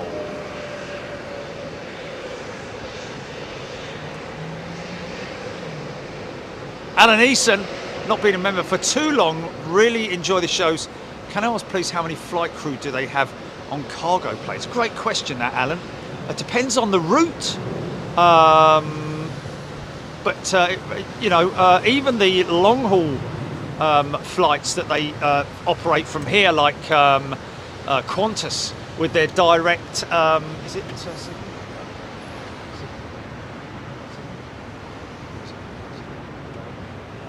direct flute flight with Qantas, Sydney, innit?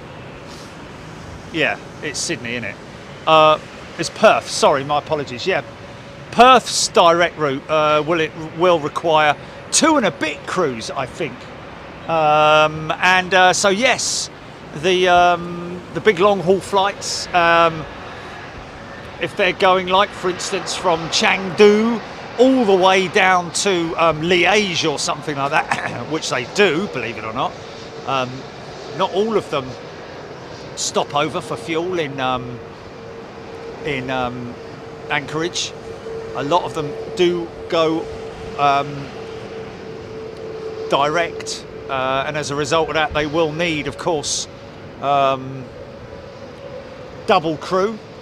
So there is a big crew rest area on the freight as well. The big jumbos, put it that way. There's an ample space there to carry 2 crews.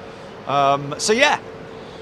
Anything over a specific time, once they go through that time, they obviously have to change over, and that requires them sometimes doing it en route. Been watching your channel, Charlie Waterman. Been watching your channel for many years. Oh, many months now. Can I get a shout out now? I've become a member. Of course you can, Charlie. Thank you, Charlie Waterman. Aviation in 4K. It was supposed to be a surprise show. If you read the tweet from earlier on today, you would have seen what we were supposed to. We were hoping to be in Toulouse today, but it didn't work out for connectivity reasons. Anne Hartley, Good evening to you, Andrew Alban. We're looking out, folks, for EK3, is it, Julie? EK5, sorry. Super 80 Swiss Airs are a newer Air Malta livery than this one. No, I don't think so. I think there's Malta, isn't there? And then there's Air Malta or something like that, isn't it? Chocolates? No, Maltesers. That one is Malta, isn't it? Is that Air Malta, or is it, because it used to be Air Malta, didn't it? Oh God, I always get it wrong. Still a... Yes, we did. The Malta Air, that's it. So have they renamed Air Malta Malta? And then there's Malta Air. I don't know. I don't really know.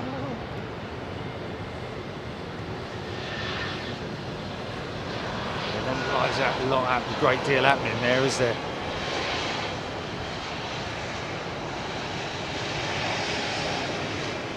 Arjan, how was your wrist? Absolutely fine, Arjan.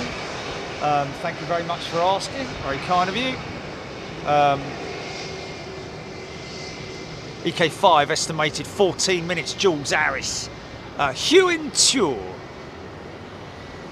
Korean 747 pushing back. Mike James saying, "Oh, really? Okay, we're going to get a Korean jumbo.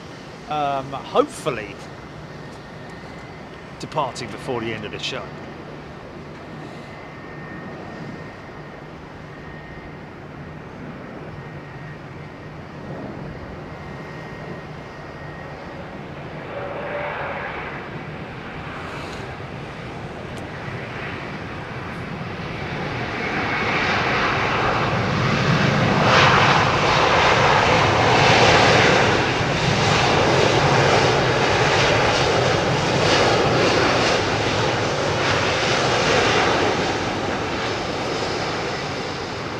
Can I just say a big thank you to everybody who's hit the London Fire Brigade website as well, folks, because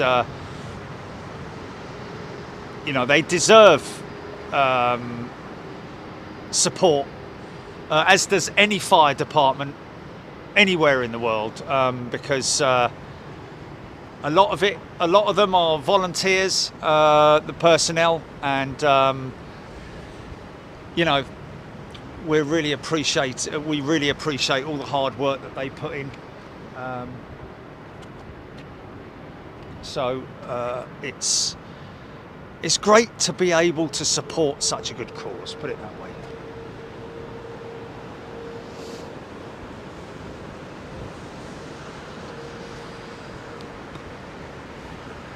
(6,000% increase in web hits the first time we came here, which was quite remarkable. Oh, okay, we're losing the pop focus. Nice United triple, is it? Like it.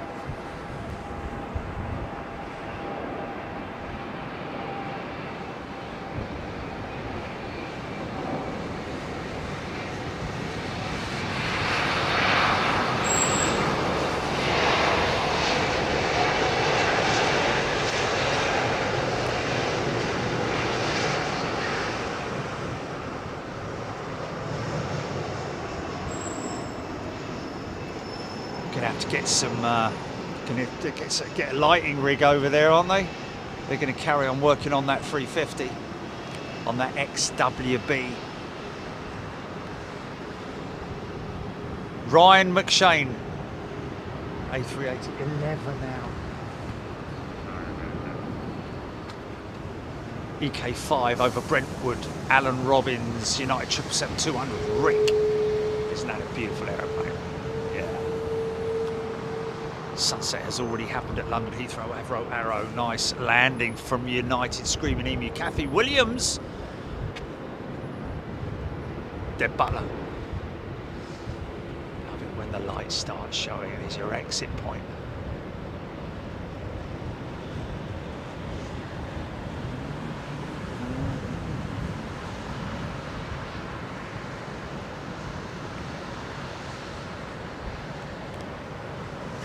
Coming up this way.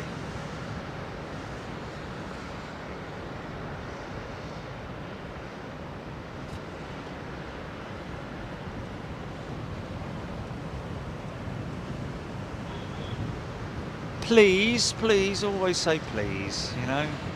Some people might not. Rosie, Tianjin, 1 minute out, thank you. George Tube loves watching the show, thanks George. Woody56, good evening to you.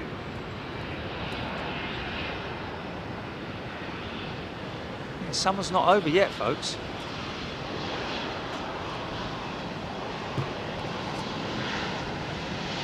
Just to get the old, get a lighting tower under there, aren't they? Or have they already got it? You know, I already have it, I don't know. There's a lot going on under there. That could be, they might borrow, because they're One World, they might borrow a part from BA, from their stores, you never know. Unless there's an AOG specialist that happens to be carrying 3 XWB spares. But generally you find that the likes of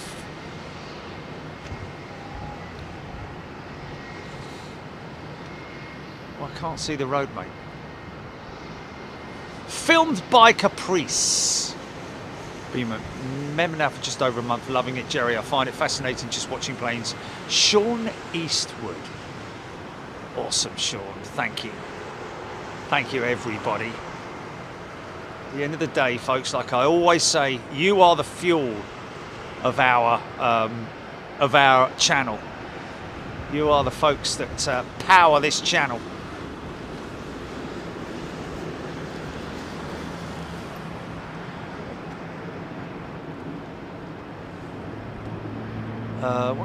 Anyone have an idea how long London City's security takes around? Oh, listen to that.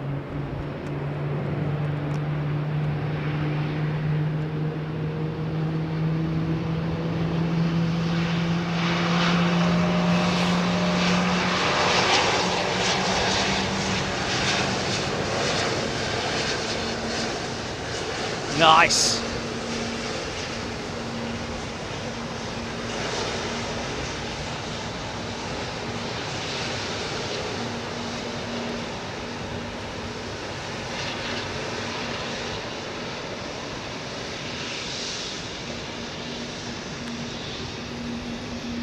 See if we get the number 2 start up from that Air China triple.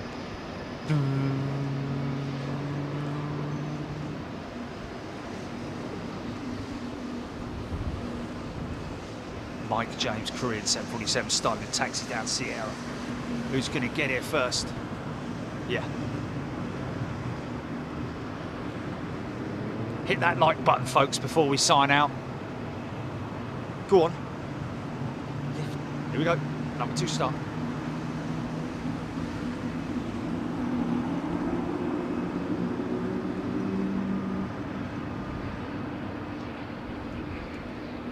Nice. The whole sequence of that start is just brilliant. Yeah. Phil Carpenter, as the CX flight has gone tech, does Cathay have to pay for the entire time it's on the ground? Phil, I'm guessing they probably will. You know, space is a premium at an airfield like this. Darren Nichols heard that Emirates were laying on a 7th daily flight for London Heathrow, utilising it. 777-300, not sure if it's every day or when from. Darren, you're right. You are right, my friend, and we really look forward to seeing the Emirates 777 back here at London Heathrow. Used to see it during the pandemic, of course, all the time. The 300, big juicy 777, Bigfoot.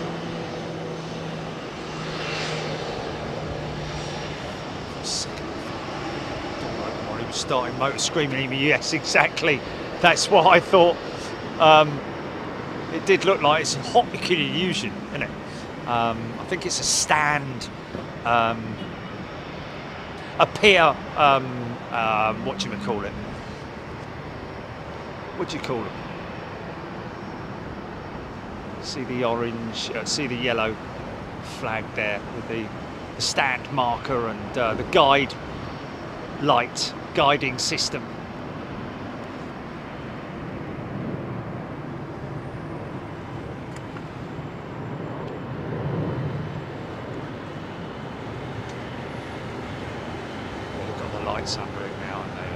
It's all lit up.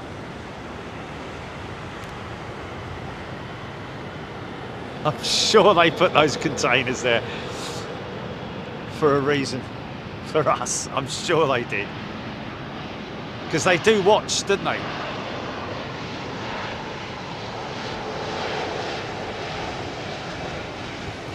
HGC EK5 is number 6 on flight radar. Okay, folks, how about that? Let's get EK5 to number 1. Oh, number 7, Joe Thompson saying. Just gone past the Virgin Atlantic hangar on the perimeter. And I saw DHL with some sort of rainbow on the tail. You're right, Aviation in 4K. She is also an AOG, aircraft on ground. What's this all about? What's all this then? Not on the blues, so obviously not a an emergency. Let's just quickly switch, folks. Stand by.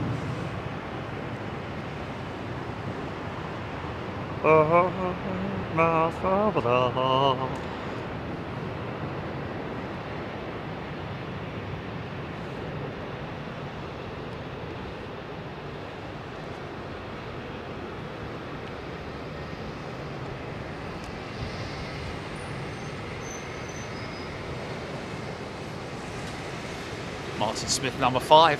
Chirping Bird, she's number 5. Screaming Emu, Halifax, Nova Scotia. It's a lovely town. Number 4, Nick Woodward. She's number 4. Thank you, Avro, HGC, Jules Harris, DJ, Silver Surfer 966.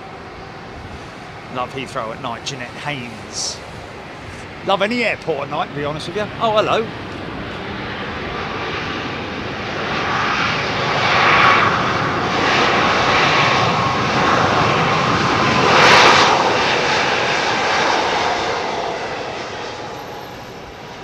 Nice. Woody 56. G'day, Woody. All lit up, look. Got our tail illumination lights on as well. TCC, yeah. That's all. That's they land these jets. Everything has. I think that's big. Think of a 380, my friend, or even a 747. Now you see what I'm talking about with the. She's number 3. It's going to be done. It's going to be done. She's number 3, George Tube. She's on finals now. Richard Dockray, thank you. Number 3, Screaming Emu, Sarah Lancaster. Richard. Melody, Arrow. Jenny McDermott. Alan Scott. Come on, folks. Let's go to Flight Radar 24. I'm going to go there now, actually. And I think I should play my part, should I not? Let's hit it. Oh, she's 2 out. Flipping it. Okay. Where's that jumbo? That jumbo is very close to the end of the runway. That's pretty cool. Yeah, love airports at night. Come on, folks. Forget about the jumbo for now. Oh, no, hold on, not that one. Okay, EK5. I clicked on the wrong one. Sorry about that. Clicked on the BA one. Okay. She's number 1. She's number 1 when she's at 500 feet. Bloop, bloop, bloop, bloop. Approaching minimums.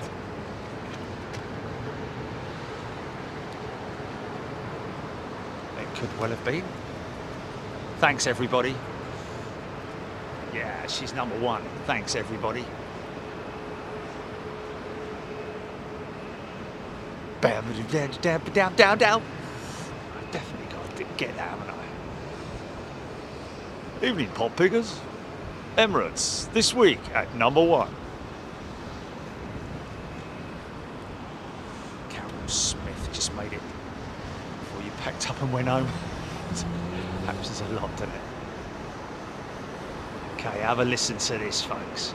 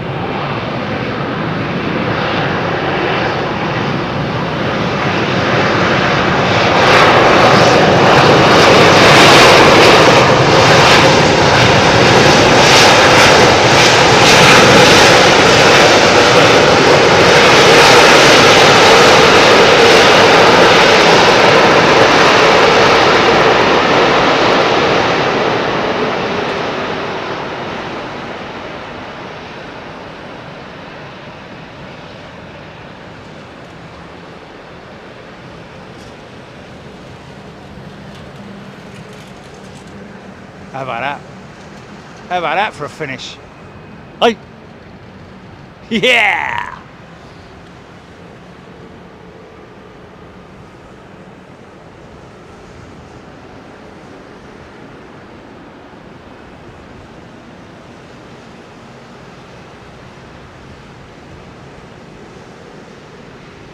Well, there you go, folks. I'm going to lose that one. But I just want to say a big thank you to everybody who's tuned in. You are amazing people, ladies and gentlemen. Everybody out there, I hope you're well. Stay well. Be safe. Be nice to people. I must admit, one thing that I did notice from being in America a lot, when you walk past people, they smile at you. They always smile at you. And I've been doing that a lot recently when I've been walking down the street. Just looking at someone, if you catch eyes with them, smile at them. They're not going to think you're a weirdo or anything. Just, you know, share a bit of love, folks. We are great for that. And I know that all you people out there, members and viewers, subscribers, you are just a great bunch of people, and we cannot thank you enough. And we are blessed to have such a amazing community of aviation fans from all around the world.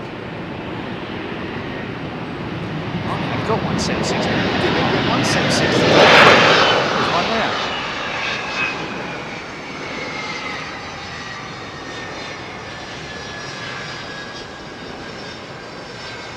Yeah. Isn't she a beautiful jet? Love the old Pratt & Whitneys. Thanks once again to the London Fire Brigade. Make sure you hit up their website, folks. Scan that QR code and go and, if you want to, go and have a look at their that page. Home safety check. You can't go wrong from doing something like that. In the meantime, all the very best to you. Look after yourselves. Thanks, Jilly. And we'll see you soon. And I mean that most sincerely, folks. I'm just about done, Jilly. Look after yourselves, folks. And we'll see you on Sunday? Is it Wednesday today? Yeah, it's Wednesday today. See you Sunday, folks. Look after yourselves. Love you, each and every one of you. You are wonderful, wonderful people. Thank you. Good night.